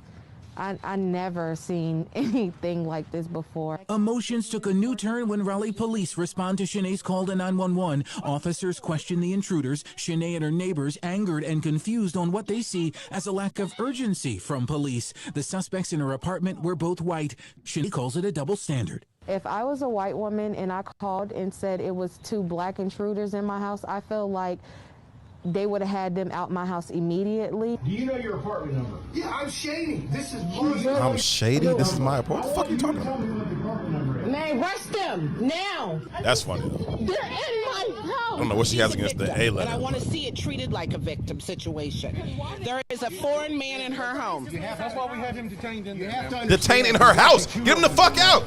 Get them detained outside. You can be detained outside. At this point in time, what's safest for us and every single person out there is to deal Safest with them for in that situation, detain them, and then bring them out afterwards. I called you. How long for it take help, to and detain you go them? talk to them like handcuff. There's you know, like jail. Good people, like they just broke into my house. I don't even feel safe with calling the police anymore because it's like you never know. So 35-year-old Charles Mary and 45-year-old Brian Capel were both eventually arrested, each man charged with breaking and entering. They remain in the Wake County Jail tonight. We did ask RPD about Shanae's allegation that her case was treated differently because of the race of the suspects. We didn't hear back about that aspect of the case. Of course they did. In Raleigh, I'm Joel Brown, ABC 11 Eyewitness That's News. off the chain. You can kill it, bro. That's off Get out the my house. chain, G. Like that's next level. Like that's the type of stuff that make my blood boil. Like she walk in her crib. These two strange white dudes then broke in her crib. She calls the police to come do something about it, and then they come and basically we got to figure out if she's lying or not. Like she ain't got shit else better to do than to walk up to these two dudes' apartment. So they broke into my crib, right? If that lady lives there alone, you can walk in the crib and be like, a lady lives here, fam. Like you two apartment breaking in ass white boys don't live here. A lady lives here. Like, you know what I'm saying? Like, that's crazy to me, dog. I think it was interesting that they kind of chilled in the joint. They cool. The man took a shower. They eating food. Chilled in the joint. Put on a man clothes. Yeah. And then her conversation with her girl was, bro. That was interesting. Yeah. Rest them. Rest them. I don't know what she got against the letter A. Rest them. Rest them. That's what them. Sweetheart, arrest. They should have showed the door more clearly. I bet you it was green. Rest them. Rest them. Rest them. Yeah, Sweetheart. it's just a different world, man. It is just a different world for white folks. G. And I don't know where that was, but it looked like South. Like Texas, Florida. Tennessee. It looked like something like that. One of them kind of complexes. Yeah. You know what I mean? Unbelievable. Except they had on coats and hats, but it's been cold down there. Man, I don't know, man. That's wild. And then when the other officers finally arrive, you got her detained outside. Oh, we got to detain them. In her crib, what they still sitting on her couch. Dude is having a conversation with them. Ma'am, is this your? Yeah, it's my apartment. I called you. Get them out. The dude used her name. He said, "No, I'm Shanika. He such and such." And she was like, "Oh, is that what he said?" So I know what he said. I thought he said, "I'm shady. This is my apartment." She was like, he said my name, so that means he's been through my shit. Oh yeah. She did say that, right? Like, I'm gonna tell you a story. She's like, "What's the apartment number?" I don't know. What's our apartment number? My first car was a 87 color Spring. Mm-hmm. Right? If you know anything about Chicago, you know anything about. And I had billet rims and billet steering wheel. Mm-hmm. Right? So you know anything about the city, that was like the car to have. You know what I'm saying? Young nigga, shorty. Mark stole my Raleigh, car. Durham. Steve Jinks said they said it in the video. Yeah. Mark stole my car from in front of my crib, right? But I was at home when he stole the car. Like I could hear it starting up, right? Right. So I lived in a bungalow in Inglewood at the time. So I'm at the, you know how bungalows work, so I'm in the top floor, right? So the first thing I do is run to the window to make sure, verify that was my car getting started. And I saw somebody, the driver was already in there. Yeah, not a lot of cars start like was that. leisurely walking over to the passenger side. Leisurely walking to the passenger side. So I was on some hot boy shit. So I was only there to change my clothes and go catch up with something different. You know what I mean? So I'm legitimately in drawers in the wife beater. So I run because I'm thinking I can at least catch the passenger. Driver might get away, but I'm about to kill this passenger. He's about to die. Right? Mm-hmm. So as I'm running through I'm a young boy, running through the crib, and it's late. 1 in the morning, something like that. Oh, wow. Right? So you definitely on some hot boy shit. You finna leave super back hot out. boy stuff, right? So I yelled to my father's room as I'm running past, Daddy, get the gun. Because I ain't got time to stop to get the gun myself. Right. I got to get out here. Dude, right. Jump off the steps, and as I jump off the steps, like I could touch the back of the car as they pulling off. Yeah. Right? Chase this car from 74th and Perry. I'm on feet. But I'm going to kill these Negroes, right? If I can get up there, I'm going to murder these bands. Right. I chased these boys from 74th and Perry to the white building on 71st, right off the expressway. I ran out. Wow. Damn. I'm keeping up. I'm going to catch this car, G. If they got to stop in traffic to get out to 71st Street. Lights and all that. And I'm finna pull one of these Negroes out this car. I'm really trying hard to kill these boys. So I get to 71st Street, the white building. It's like 10 police on the corner. Right? So they pull off and they going west toward deep into Inglewood type of demo. It's like 10 police just standing around at the white building. I'm like, I run up to the police like, man, I'm breathing hard. I got on drawers, G. I'm wearing drawers and a white beater. The story gets better and better. And I run up to the police and I was like, gee, he just stole my car. Y'all can catch him if I'm looking at my car. Right? I'm looking at it. You run down the street like Damon and Friday After Next. Man, y'all can catch him. These moms tell me, go call the police. This is a true story, right? So police tell you that. Go call the police. Tell me to go call police, right? That's interesting. So I walk back to the crib, and my old man had already called the police. So it's a white officer there when I get back to the crib, and I'm telling him what happened, and he's like, "Are you sure it was your car?" Man, I just chased this car for 4 blocks. Right. It draws in the white beat at 1 o'clock in the morning. I didn't do that because like, it's not my car. This is the kind of conversation we finna have, bro. I didn't do that because it's not my car, fam. Do you have a license? Where's your license? Do you have what? Gee, I was like, you got to be. But then that's why I don't call them people for shit, G. I hate them people. That's just what it is for the black community, though. Yeah, man. You know what I mean? That's unbelievable. I'm legitimately, G. I believe I'm standing outside in drawers and a white beater. Unbelievable ain't the right word. It's ridiculous. True story. I said, man, you got to be bullshitting me. You got to be. You got to be. This Mark Steve, man. Somebody got to reel him in, man. Somebody has to slow him down. He can't be stopped right now. He said, I got some great box in that white building. Got to stop it, man. Got to stop it. I ain't never been in that building, I don't think. All the kind of staple, iconic buildings that's around, I've been in them for one reason or another. I don't think I've ever been in that building. Have you? Y'all shared box in that building? I don't know what Steve be doing in that building. I've been in the building before. So that's either that is a great box hub, or or y'all share some corn pops. You know what they say about the projects. What they say about the projects? I don't know. I was asking you, did you know? That's it, man. We're going to leave it right there, man. We will be back here tomorrow, same time, same place. Y'all make sure y'all get up real early. Hang out at the Ruthie Moore Show. Do you know that Maze had the nerve to say that we only signify towards him? He never tries to roast us. Like, do you know he said that? Like, I'm like, Maze, yes, you do. Just because we do it better than you doesn't mean you don't do it. Like, you go at us all the time. Matter of fact, I watched the Ruthie Moore Show from, when did Todd come here? Monday? I think so. I don't remember. Todd came here Monday? Monday. I watched the Ruthie Moore Show from Tuesday. And Maze dedicated a whole hour just to talking shit about us. Like a full hour. But he said, I don't do that. Y'all do that. Man, stop it. Tune into the Ruthie Moore Show. Just because we better than you at roasting, Maze, that don't mean you're not in the game. You're in the game just losing. That's all. You know, it's like if you play a game and then you lose, I wasn't even playing with them. Yes, you were. Like, stop playing. Anyhow, y'all get up early, watch the Ruthie Moore Show. Stick around for the Book of Dawn. Say hey, TT, one time for the folks. Good morning, TT. One time for the folks, man. And then what's tomorrow? Hang out with the brother Torrey Muhammad before you jump down on the soil with the bigs. And then we'll be back here tomorrow at 3 p.m. Thank y'all so much for rocking with us today. We truly, truly appreciate y'all. For Ron Rilla and for Toussaint Werner, my name is Herb Howard. We'll see y'all tomorrow. Y'all be good to each other. Peace. WIFTBPM.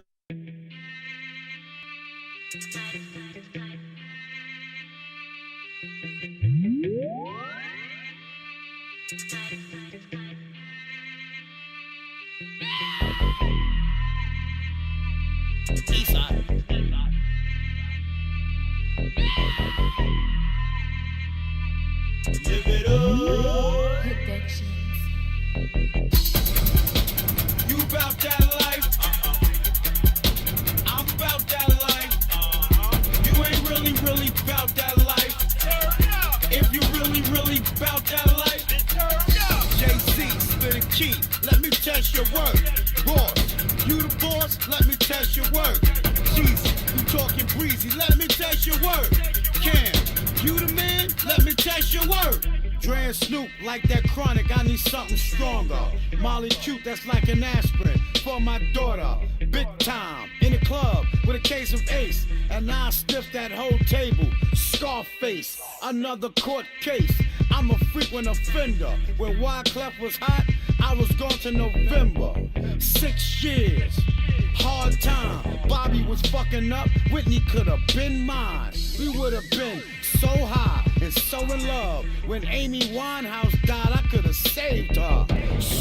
I could have smoked like half of that. She wouldn't have had to go in cardiac arrest. Hands up under her dress. Lindsay Lohan her mess, but I still go above her breast. I must confess, I heard from a little birdie. Bring some crystal meth, you can get that from Fergie. Had a real nice dream, me and Charlie Sheen. Few Playboy bras, I was high in Rock Ford. Brick after brick, like Shaq at the free throw. I stayed hard, I put coke in my pee hole. You bout that life? I'm bout that life. You ain't really bout that life. If you really bout that life, 50, get with me. Let me test your word. T.I., I'm trying to get high. Let me test your word. Birdman, I hear you, man. Let me test your word. Brick Squad, I like it hard. Let me test your word. I want that shit that made Britney shave her head. I want that shit made DMX say he a fed. I want that shit that had Amanda Bynes tweaking. I want that shit Lance Armstrong compete with. I'm a winner by any means. You dig me? Praise Angelina Jolie, but when it condemn me, keep trying to play me like I'm a loser. Biggest sales first week, Robert Downey Jr. I remember